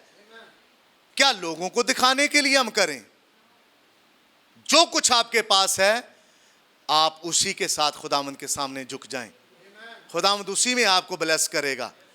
भाई लोगों की फिक्र ना करें। मैं बार बार आपको कहता हूं लोगों की फिक्र ना करें। मैंने उससे पूछा क्या तुम शादी की उम्र लड़की से ब्रदर ब्रैनम सवाल करते हैं? वो कार से उतरे, दोनों सीढ़ियों तक आए। जब वो अंदर आए तो मैंने देखा कि उस बेचारी ने सिर्फ एक स्कर्ट पहन रखी थी, हत्ता कि उसके पाँव में जूते तक ना थे। वो इंडियाना लोइस से खिंची चली आई थी। उसके लंबे गुंदे हुए बाल उसकी पुश्त पर लटक रहे थे। वो बड़ी कम उम्र दिखाई देती थी। मैंने उससे पूछा क्या तुम शादी की उम्र को पहुंच गई हो, क्योंकि खादम एक मिनिस्टर सवाल करता है, रखता है, क्या तुम्हारी एज है कि तुम शादी के काबिल हो? उसने ब्रदर ब्रैनम को जवाब दिया, जी हाँ, मेरे पास मेरे अब्बू और अम्मी की तरफ से तहरीरी इजाजत नामा मौजूद है। मेरे माँ बाप ने इजाजत दी है पादरी साहब, और मैं अपने माँ बाप का इजाजतनामा लेकर आई हूं, और अब मेरी शादी होनी ही होनी है। सुनिए, मुझे ये इजाजतनामा यहाँ की अदालत से लाइसेंस हासिल करने के लिए दिखाना पड़ता था, जो चिट्ठी आती थी, तो फिर अदालत से वो उनको निकाहनामा लेकर देते थे, ठीक है। लेकिन इस रस्म की अदायगी से कबल मैं तुमसे कुछ गुफ्तगू करना चाहूँगा, जो कि मैं आज इन बच्चों से करूँगा। नबी भी उन बच्चों से करते हैं गुफ्तगू। वो बैठ गए, लड़का कमरे को देख रहा था, उसके बाल बहुत बिगड़े हुए थे। ऐ मुंडे दे आज ही वाल सीधे ने, नहीं तो चर्च आवे तो कदी ये वाल सीधे नहीं होंगे। आज खुदा का शुक्र है बेचारे दी चलो मंगनी है तो वाल सीधे होए ने, नहीं तो उजड़े पुजड़े। मैं क्या भाई वाल कंगी करके आया करो यार, चर्च आना आपने। खुदावंद की शुक्रगुजारी करता हूँ कि आज चलो बेहतर है। तो इसी तरह ब्रदर आना है आपने चर्च, अपने आप को ठीक ठाक करके, उजड़े पुजड़े नहीं आना। रोज आपके लिए ऐसा ही है, आप अपने शोहर से मुलाकात करने आते हैं, और अगर आपका शोहर आपको देखे कि आपकी हालत क्या है, तो फिर शोहर तो परेशान हो। शोहर पूछेगा क्या बात होगी, आज आपकी हालत ठीक नहीं लग रही। शोहर पूछेगा और पूछता है। वो मेरी बात की तरफ ध्यान ही नहीं दे रहा था। मैं उससे गुफ्तगू करना चाहता हूं, लेकिन वो कमरे को देखे जा रहा है। मैंने कहा बेटा मैं चाहता हूं कि जो कुछ मैं कह रहा हूं उसे तुम सुनो। वो बोला जी जनाब, जी जनाब। मैंने पूछा क्या तुम इस लड़की को चाहते हो? उसने कहा जी चाहता हूं। मैंने लड़की से पूछा क्या तुम इसे चाहती हो? वो बोली जी बिल्कुल। मैंने लड़के से पूछा शादी के बाद अपनी बीवी को रखने के लिए तुम्हारे पास जगह है? उसने जवाब दिया जी हां है जगह, हमारे के पास भी है। मैंने कहा बिल्कुल ठीक। अब मैं तुमसे कुछ पूछना चाहता हूं, मुझे मालूम है तुम PWA में काम कर रहे हो। वो बोला जी उसकी हफ्तावार उजरत तकरीबन $12 थी। मैंने पूछा क्या तुम समझते हो कि अपनी बीवी को तमाम जरूरियात जिंदगी मुहैया कर सकोगे? ये मैं आपके सामने क्यों बातें रख रहा हूं? एक खादम की यही जिम्मेदारी है। आप लड़की तो पसंद करते हो, लेकिन क्या लड़की के खर्चात उठा सकोगे? कि यहां के अब्बू पापा डैडी साढ़े घर ऑयल नहीं है, लिया दो जरा। ये नहीं होना चाहिए। अगर आप अखराजात उठा सकते हो तो भाई इस कदम में आगे बढ़ो। और मेरे पास गवाही है, खुदा के फजल से बच्चा काम करता है, ये अपने अखराजात उठा सकता है, और तभी इसने इस काम में अपना कदम बढ़ाया है, और आगे चलकर ये खुदा के मकसद को भी समझे कि ये मंगनी में क्यों आ रहे हैं। फिर मैंने उसकी बीवी से कहा अगर तुम्हारे खामद की नौकरी जाती रहे तो तुम क्या करोगी? अपने अम्मी और अब्बू की तरफ तो नहीं भाग जाओगी? वो बोली जी नहीं, मैं अपने खामद के पास ही रहूंगी। आगे लफ्ज़ सुनिए। फिर मैंने पूछा अगर तुम्हारे 3-4 बच्चे हों, उन्हें खिलाने के लिए तुम्हारे पास कुछ ना हो, तुम्हें कोई काम भी ना मिल रहा हो, तो फिर क्या करोगे? अपनी बीवी को उसके वालिदैन के पास भेज दोगे? लड़का बोला नहीं जनाब, मैं पूरी कोशिश करूंगा कि हम किसी ना किसी तरह बंदोबस्त करेंगे। मैंने महसूस किया, मैंने देख लिया कि वो वाकई उसे चाहता है। आपके बोल बताते हैं आप कितना चाहते हैं। इसकी हर वो अदा जो ये ऑफिस में रहती है, सहेलियों के साथ रहती है, क्या घर में वही रवैया तो नहीं रखे हुए? इसलिए उसके साथ बैठो, गुफ्तगू करो। सुनिए, मैंने महसूस किया और मैंने देख लिया कि वो वाकई उसे चाहता है और दोनों एक दूसरे से मोहब्बत करते हैं। मैंने उनकी शादी कर दी।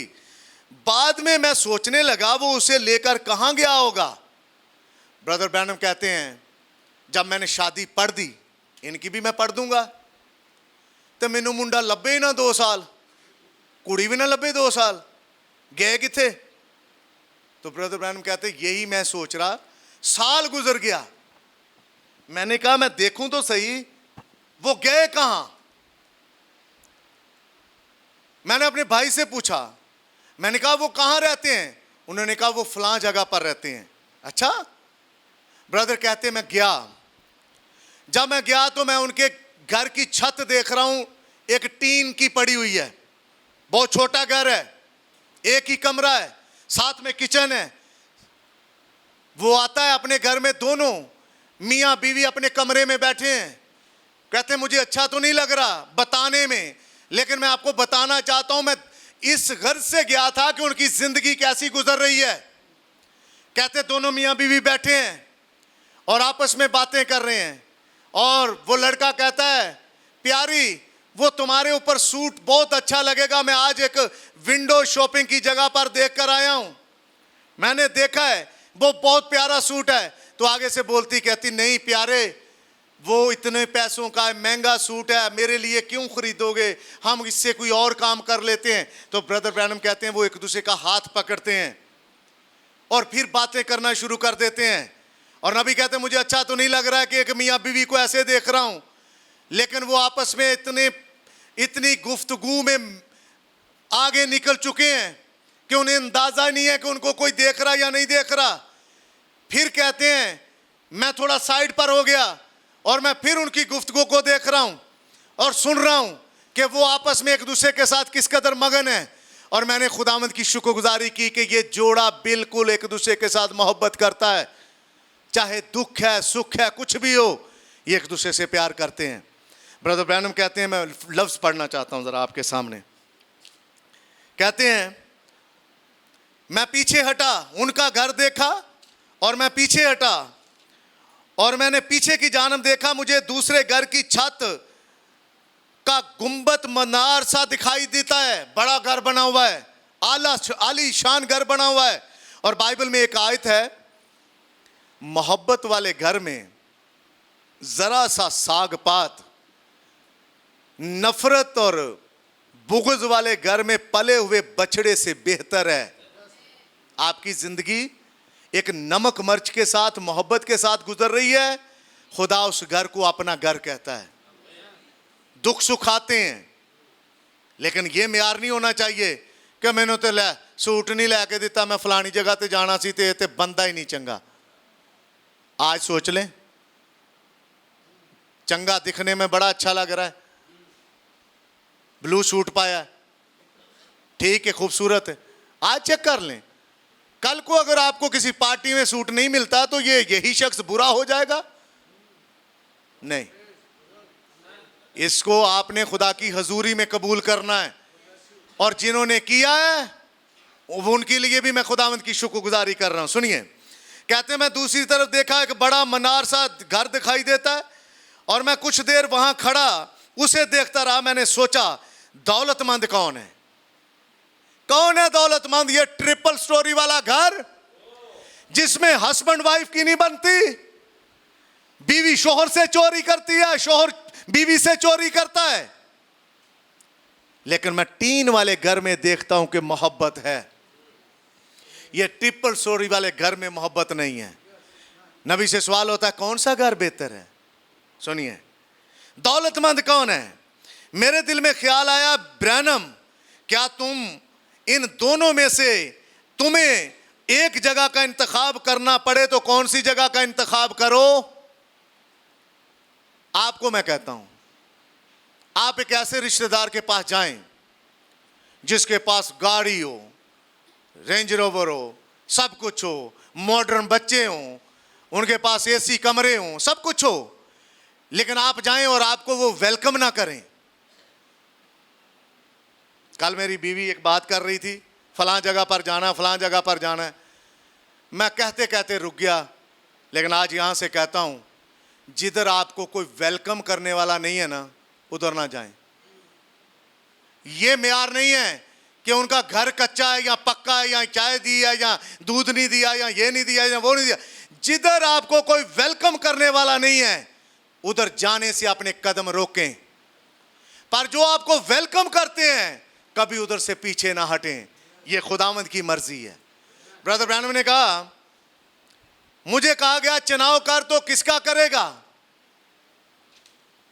तो उसने कहा, मैं इस घर का चुनाव करूंगा जिसमें हस्बैंड एंड वाइफ की बनती है, हस्बैंड एंड वाइफ खुश हैं, और हस्बैंड एंड वाइफ अपने बीवी अपने शोहर का ख्याल करती है और शोहर अपनी बीवी का ख्याल करता है। फिर ब्रदर ब्रैनम कहते हैं, लड़के अगर तुम्हें मौका मिले, दो चीजें हैं लड़कों, आज मैं कहता हूं लड़कों, अगर तुम्हें मौका मिले, जो कि मिलेगा, खुदा अगर आने में देर करता है तो मिलेगा, दो चीजें हैं, एक है करैक्टर और एक है ब्यूटी। तुम्हें किसे चुनना है? एक किरदार है और एक खूबसूरती है, इन दोनों में से किसको चुनोगे?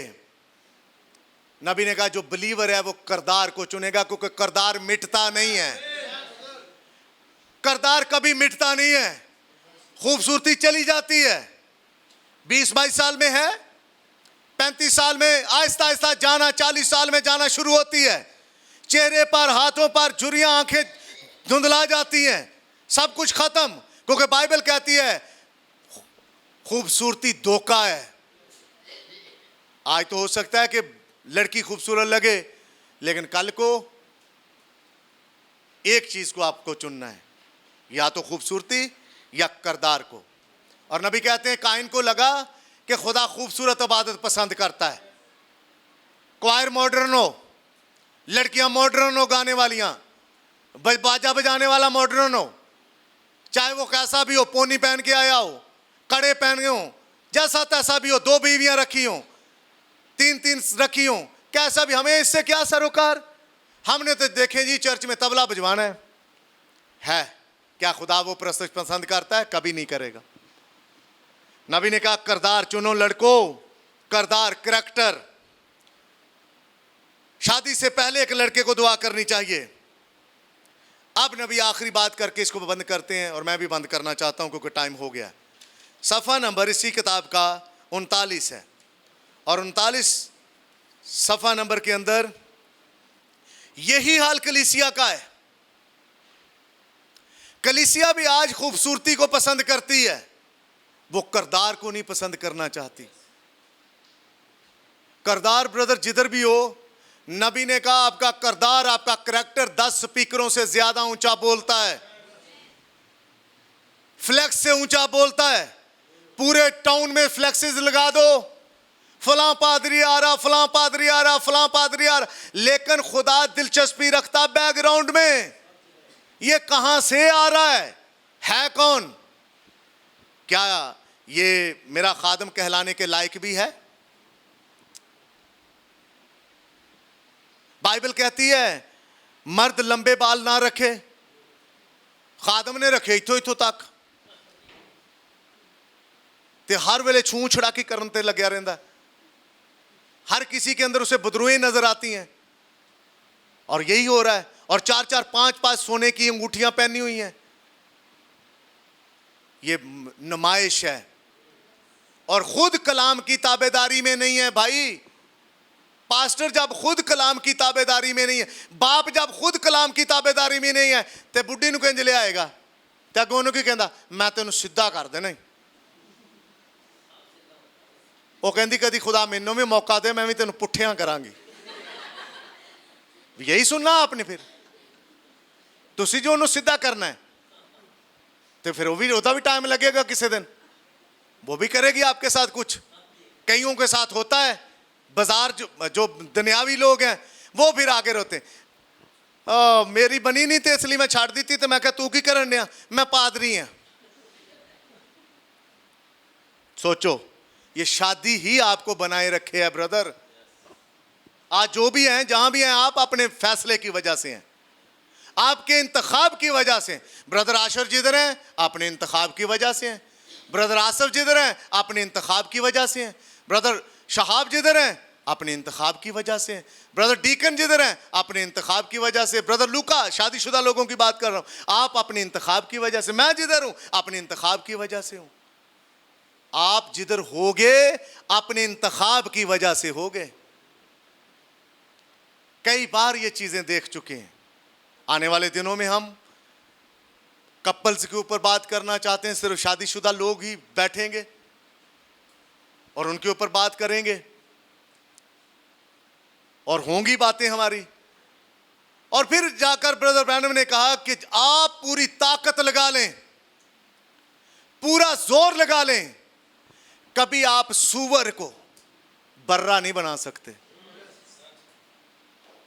सूअर क्या जाने कलाम क्या होता है, वो तो पांव तले रोंदेगा, क्योंकि बाइबल कहती है खूबसूरती औरत के अंदर, बदतमीज औरत के अंदर खूबसूरती गोया सूअर की नाक में सोने की नथ के बराबर है।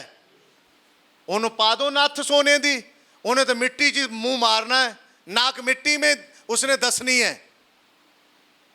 वो नहीं जानती, अगर भाई है तो वो नहीं जानता।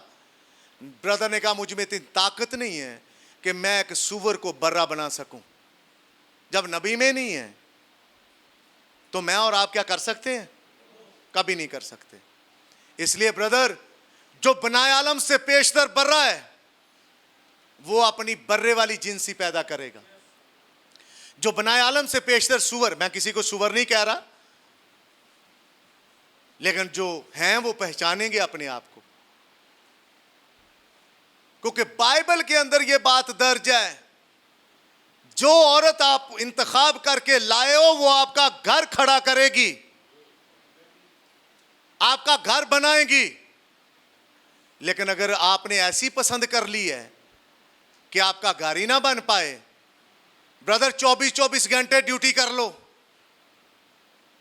24-24 घंटे, मैं कहता हूं 36 कर लो, 48 कर लो, सोवो ही ना और मुझे घर बनाकर दिखाओ, नहीं बनेगा। फिर बाइबल कहती है खुदा अपने तालब को नींद में दे देता है। खुदा के तालब बनो ना, सो जाओ बेड के ऊपर और खुदा आपको नींद में दे देगा। तालब बन जाओ पहले।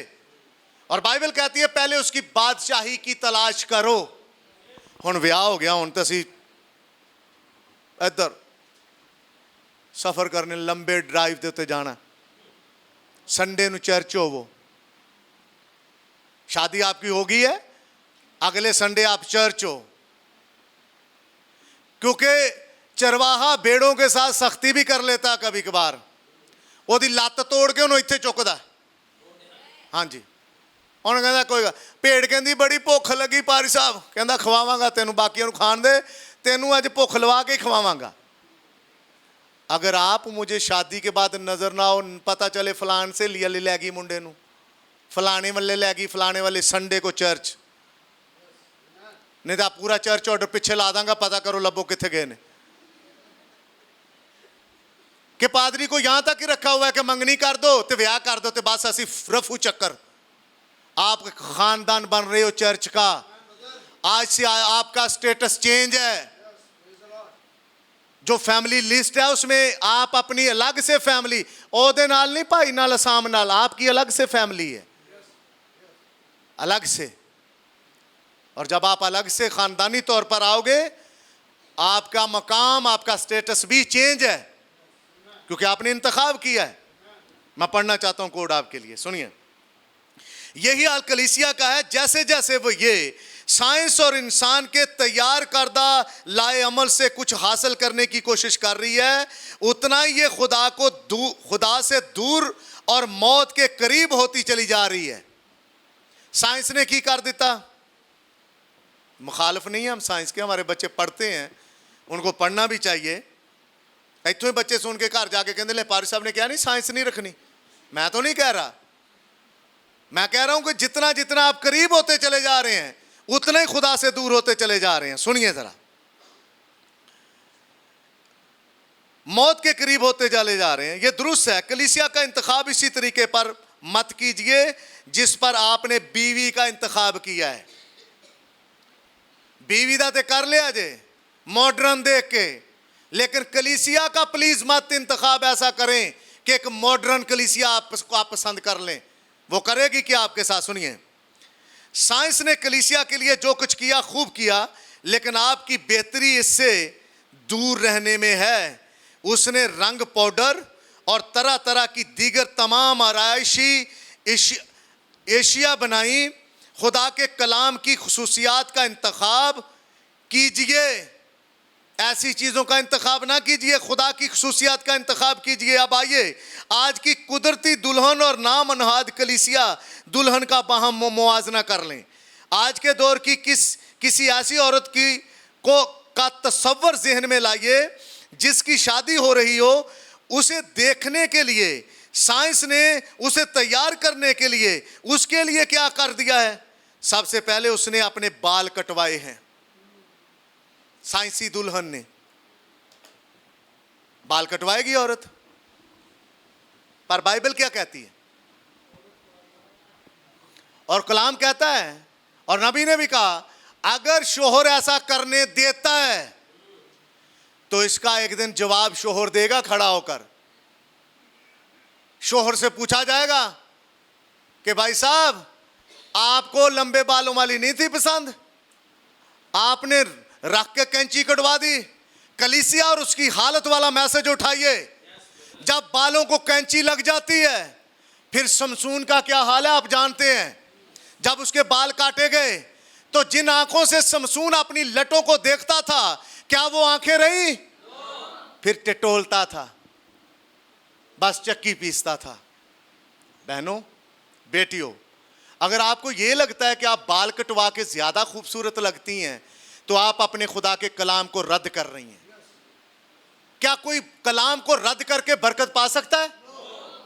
शादी में आप कहेंगे नहीं नहीं, मेरा हेयर स्टाइल बाल कटिंग के बगैर नहीं बन सकता, इसलिए मैं काटूंगी। तो बाल काट के यहां मत आना, हम हट जाएंगे यहां से। नहीं पढ़ेंगे मंगनी, नहीं पढ़ेंगे ब्याह अगर हमें पता चल गया तो। और पता चल जाता है, पता चल जाता है, ऐसा नहीं है कि नहीं पता चलता, क्योंकि जो कलाम को पूरा नहीं करता हमारी उसके साथ कोई ना दोस्ती है, ना रिश्तेदारी है, ना कोई चीज है। यह ऐलान है। अगर आपने खड़े होना है तो कलाम के साथ पूरे तौर पर खड़े होना है।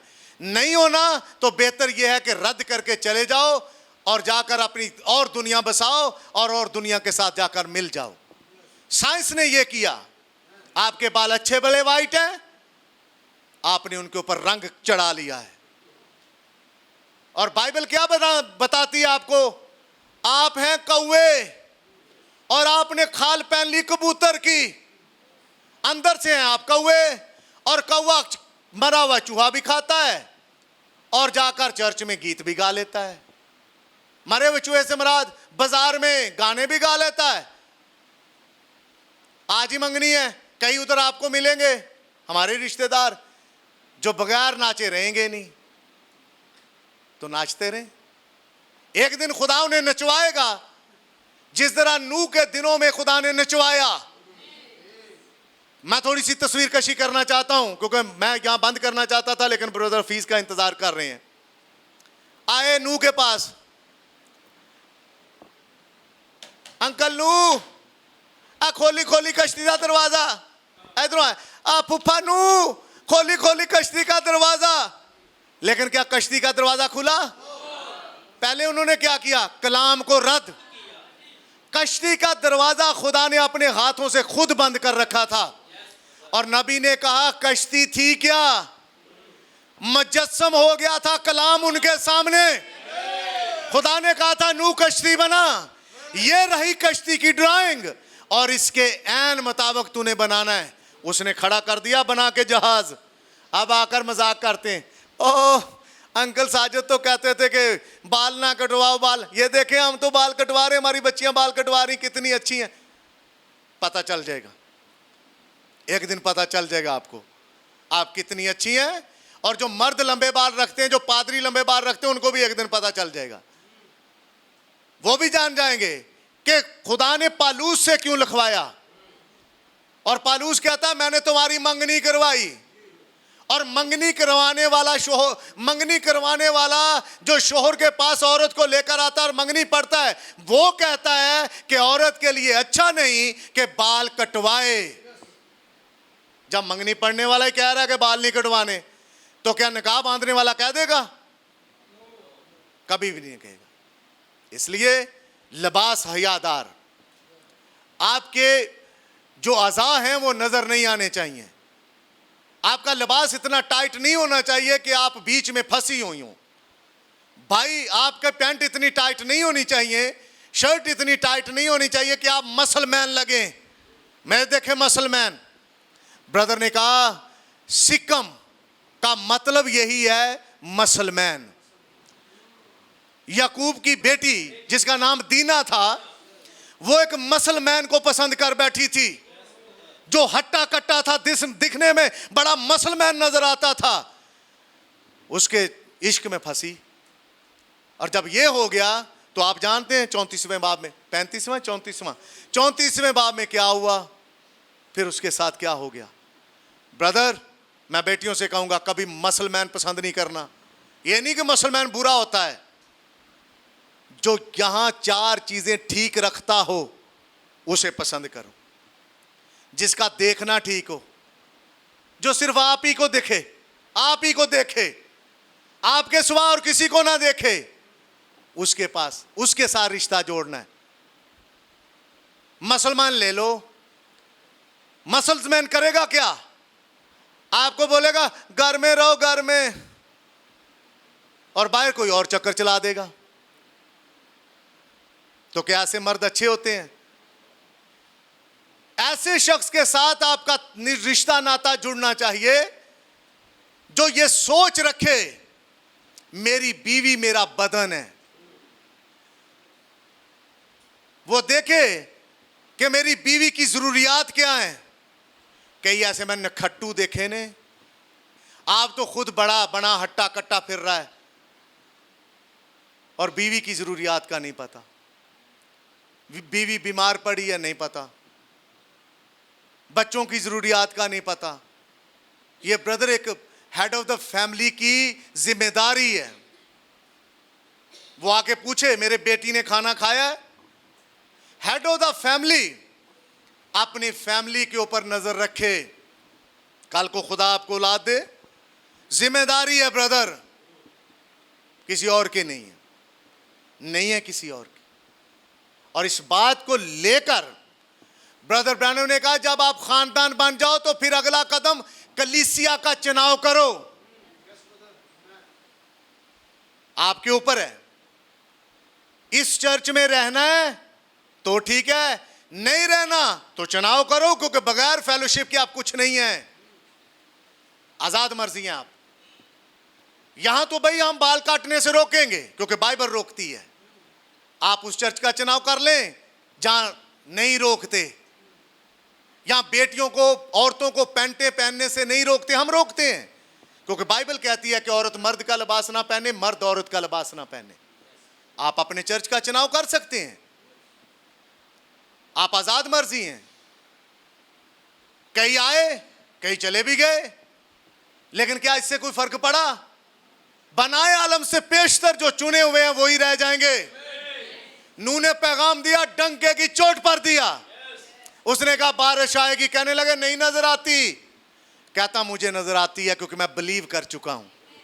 मुझे नजर आता बाइबल में कि बाल काटना शर्म की बात है, नहीं काट सकती औरत।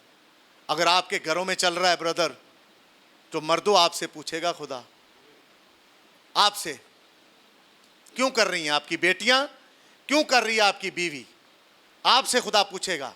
और फिर ब्रदर ने कहा एक औरत ही एक आदमी को बॉर्डर लाइन बिलीवर बना देती है। लूत की बीवी, आपको पता बाइबल में लिखा लूत की बीवी को याद रखो।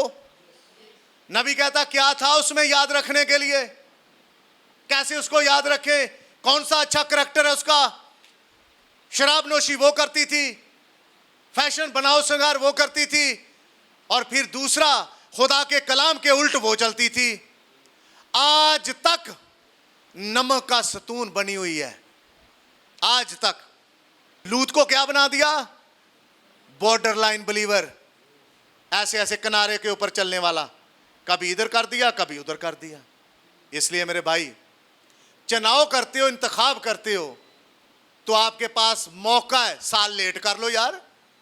केड़ी गड्डी फड़नी जाके किते, साल लेट हो जाएगी शादी, कहीं नहीं कुछ हो चला। लेकिन इंतखाब करने से पहले पहले मंसूबा आपके पास होना चाहिए, तलाश होनी चाहिए और दुआ करनी चाहिए। जब ये चीजें आपके पास हैं, तो ब्रदर ब्रैनम ने कहा कि साइंस ने भी ऐसा ही कलीसिया के साथ कर दिया। उसने कहा जदीद चीजें लाओ, और यही नबी कहता है इस वाले मैसेज में कि काइन को भी लगा कि भाई खुदा खूबसूरती पसंद करता है, और उसने कुर्बानी खूबसूरती के तौर पर चढ़ाई, पर खुदा ने उसे पसंद नहीं किया। आखिरी जुमला पढ़ के मैं इसको मैं बंद करने लगा हूं। सुनिए, आज के दौर की किसी ऐसी औरत का तस्वर जहन में लाइए जिसकी शादी हो रही हो, और देखें कि साइंस ने उसके लिए क्या क्या किया है। सबसे पहले उसने अपने बाल कटवाए। इस तरह की दीगर चीजें साइंस ने पैदा की हैं। और आप जानते हैं कि बाइबल क्या कहती है, अगर कोई मर्द चाहे तो बाइबल इसे ये हक देती है कि बाल कटवाने वाली बीवी को तलाक दे दे। जो औरत बाल कटवाए वो नाकाबिले एहतराम हो जाती है, ते जिदी इज्जत ही कोई ना होवे तो ओदा की बनदा पता नहीं। और यार छड्डो यार, इदी ते कोई इज्जत ही नहीं है। ऐसे बन जाती हैं आप, आपको समझ नहीं आ रही। जब आप कैंची लगा देती हैं, वही समसून जो हजारों हजार फलस्तियों को अपने ऊपर से ऐसे गमाता था शॉपरों की तरह, उसी समसून को पकड़कर जब उसके बाल काट दिए गए, जेल में बंद कर दिया, आंखें निकाल ली गई। और नबी ने कहा जिन आंखों से दलाला को देखता था ना बड़ी खूबसूरत है, वो आंखें नहीं रही। जिन आंखों से आप अपने आप को शीशे में देखती हो ना कि देखो कैसा हेयर स्टाइल बन गया, ये आंखें नहीं रहेंगी। फिर कहां से देखोगे? ये बाइबल ने कहा है, ये दुरुस्त है। क्या आप नहीं जानते? हाँ, मैंने कैलिफोर्निया में इस पर बड़ी मनादी की थी। ये दुरुस्त बात है। मुझे इसका क्या फायदा? वो इसे हर हाल में किए जाएंगे। मैंने तो वैसे फायदा तो कोई नहीं, लेकिन मैं अपनी ड्यूटी निभा रहा हूं। जो मेरी ड्यूटी है उसे कल को खुदा मुझे पूछेगा जब ऊपर जाऊंगा कि दसियासी पूछेगा, अगर हालांकि खुदा सब जानता है, पूछेगा तो मेरी ये हवा में रिकॉर्डिंग हो रही है, कैमरे के साथ साथ खुदा के पास भी, तो मेरी गवाही है कि खुदावंद जो आए थे मेरे पास, मैंने उनको बोला था, मैंने उनको कहा था। आपके लिए यह मुमकिन नहीं, एक पास्टर के लिए यह मुमकिन नहीं हो सकता कि किसी सुअर को तब्दील करके बर्रा बना दे। कितनी बड़ी बात है। बाइबल कहती है नरम जुबान हड्डी को तोड़ डालती है। तो आप कहेंगे पर साहब आप तो ताने मार रहे हो। नहीं, ताने नहीं मार रहा, आपकी दुरुस्ती कर रहा हूं। आपके खाने में कोई बात पड़ जाए, गौर कीजिए। इसके बाद आप मुझसे गिन खाने लगेंगे जो बात वो अभी करने लगे हैं। आप हो सकता मुझसे नफरत करने लगे, लेकिन आप सच्चाई जानने जा रहे हैं। समझिए, आइए मुआजना करें। जदीद जमाने की दुल्हन रंगो रोगन लगाए, वो कुछ नजर आने की कोशिश करती है जो वो हकीकत में नहीं है। मैं आपके सामने खड़ा हूं, कोई 50 बार अपना चेहरा रुमाल से साफ करता हूं, इसके ऊपर कोई लगा रोगन, साफ हो जाना चाहिए। कहीं किसी एंगल से कोई लगता हूं ऐसा कि बड़ा मरिया मुक्के आ जाए। आपको क्यों ऐसा लगता है कि आप ये सारा कर करा के बड़ी हसीन लग जाएंगी? जो वो हकीकत में नहीं है उसका मुंह दिलवाइए और आप उसे देखकर भाग जाएंगे। जो जदीद दुल्हन है, मेरी अपनी बहन, जब उसकी शादी हुई, हम बाहर इंतजार कर रहे हैं, अब लड़की आएगी, लड़की का निकाह होना है। यहां खड़े होकर झूठ नहीं बोल रहा, मैंने उसे पहचाना ही नहीं। अच्छा भला साफ रंग मेरे से, मेरा तो खैर है ही ऐसा, उस साफ रंग की है, रंग साफ है उसका, लेकिन पता नहीं उसे क्या बना दिया। येलो पेंट मल मल के मैं तो हक्का बक्का रह गया कि ये है क्या, हो क्या रहा है, हुआ क्या है। बाद में मैंने कहा, मैं कहा तो उत्थे तक निकाह जो लगता जिवें किसी होर दस। एक और ऐसा केस है, नहीं पहचाने जाते आप। लेकिन ये जो खुदा ने दिए ना, जो आप अपनी माँ के पेट से नक्शो नगार लेकर आए हैं, 100 पार्लर वाली जुड़कर भी ये नक्शो नगार संवार नहीं सकती। इसलिए मेरी बहन, बेटी, बेटे, अपने आप को पहचानो कि आप क्या करने जा रहे हो। अगर जेन्युइन हो तो जेन्युइन तरीके से, आप बनावटी नहीं हो। आप कि आज नाक इत्थे लाया, कल चुक इत्थे ला दो, या तो चुक इधर ला दो, इसको शिफ्ट करते रहो, करके दिखाओ मुझे शिफ्ट। नहीं कर सकते आप। अगर आपके मैं दांत माथे पे लगा दूं, कैसा लगे? क्यों करते हो अपने साथ खिलवाड़? क्यों करना चाहते हो आप ऐसा? नबी कहता है उससे नफरत करोगे तुम। मुमकिन है उसके चेहरे से तमाम रंग और रोगन उतारने के बाद आप पर मौत की दहशत तारी हो जाए। चेहरे से तमाम रंग और रोगन उतारने के बाद आप पर मौत का खौफ तारी हो जाए। यही हाल कलीसिया का भी आ जाए। असल मकाम यह है, जिदों कलीसिया नू असल च वेखोगे ना, पादरी नू पुलपट पे ना देखो, उसके घर जाकर उससे फेलोशिप करके देखो, फिर आते जाते उसके बच्चों को देखो, उसकी लाइफ देखो, कैसे जिंदगी जी रहा है। वो होगा रियल मैन। यहां तो हर कोई पाक साफ ही लगता है, लेकिन असल वाली जिंदगी के अंदर जब झांकोगे तब पता चलेगा आपको कि ये कलीसिया कैसी है। तो इसलिए ब्रदर, आज जो मौका ब्रदर असद के पास, सिस्टर अरूज के पास है, एक बहुत खूबसूरत मौका है। आप पेश कर रहे हैं मसीह और उसकी दुल्हन की तस्वीर है। क्योंकि पालूस कहता है ये भेद तो बहुत बड़ा है, लेकिन मैं मसीह और कलीसिया की बाबत कहता हूं। फिर उसने कहा पादरी के पास ताकत नहीं है कि वो किसी सुअर को बर्रा बना दे। अगर कोई सुअर है वो सुअर ही रहेगा, कभी वो कलाम को कबूल नहीं करेगा। और इसलिए मेरा काम सिर्फ बोलना है और मैं बोलूंगा। और फिर ब्रदर ब्रैनम कहते हैं आखिर में, सुनिए जरा उनके अल्फाज के, ये 65 का मैसेज है, अप्रैल 65 का। और 8 महीने बाद उनकी डेथ हो जाती है। वो क्या कहते हैं, दुआ क्या करते हैं बच्चों के लिए, सुनिए जिनको मैसेज सुनाया। कहते हैं, ख़वातीन, मैं चाहता हूं कि आप आईना में देखें और गौर कीजिए कि खुदा औरतों से किस बात का मुतालबा करता है। अपनी कलीसिया के आईना में नहीं। साड़ी कलीसिया तो कुछ नहीं कहती, उसमें ना देखें अपने आप को। आप खुदा के आईना में अपने आप को देखें, और खुदा का आईना बाइबल है, और जो बाइबल कहती है उसमें आए। देखिए खुदा के आईने में और गौर कीजिए कि क्या आप अपनी जिंदगी यीशु मसीह की रूहानी दुल्हन के मुताबिक है आपकी जिंदगी। अगर यीशु मसीह की दुल्हन के मुताबिक आपकी जिंदगी नहीं है, जो कि ये आईना बताएगा बाइबल, तो फिर आप अपनी कलीसिया के साथ उसके आईने में अपने आप को देखकर कहते हैं कि हम अच्छे भले हैं, इससे काम नहीं चलेगा और ना चलेगा आगे चलकर। तो क्या होगा? आप बेहतर ये है, अगर आपकी जिंदगी मसीही म्यार के मुताबिक नहीं है, नाम के मसीही की तरह आप जिंदगी बसर कर रहे हैं, बल्कि आपके दिल और जिंदगी से बिल्कुल वही नमूना नजर आना चाहिए जैसा खुदा की तरफ से शादी के सर्टिफिकेट के बारे में है कि इसे कैसा होना चाहिए। रकीन कैसा? अगर आपकी कलीसिया खुदा के कलाम के म्यार के मुताबिक नहीं है, तो उसमें से निकल आइए और मसीह में शामिल हो जाइए। यह मेरी पुकार है।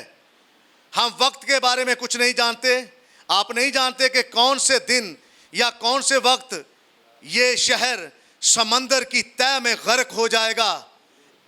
लॉस एंजलिस में प्रीच हो रहा है, और लॉस एंजलिस का मतलब है खोए हुए फरिश्ते।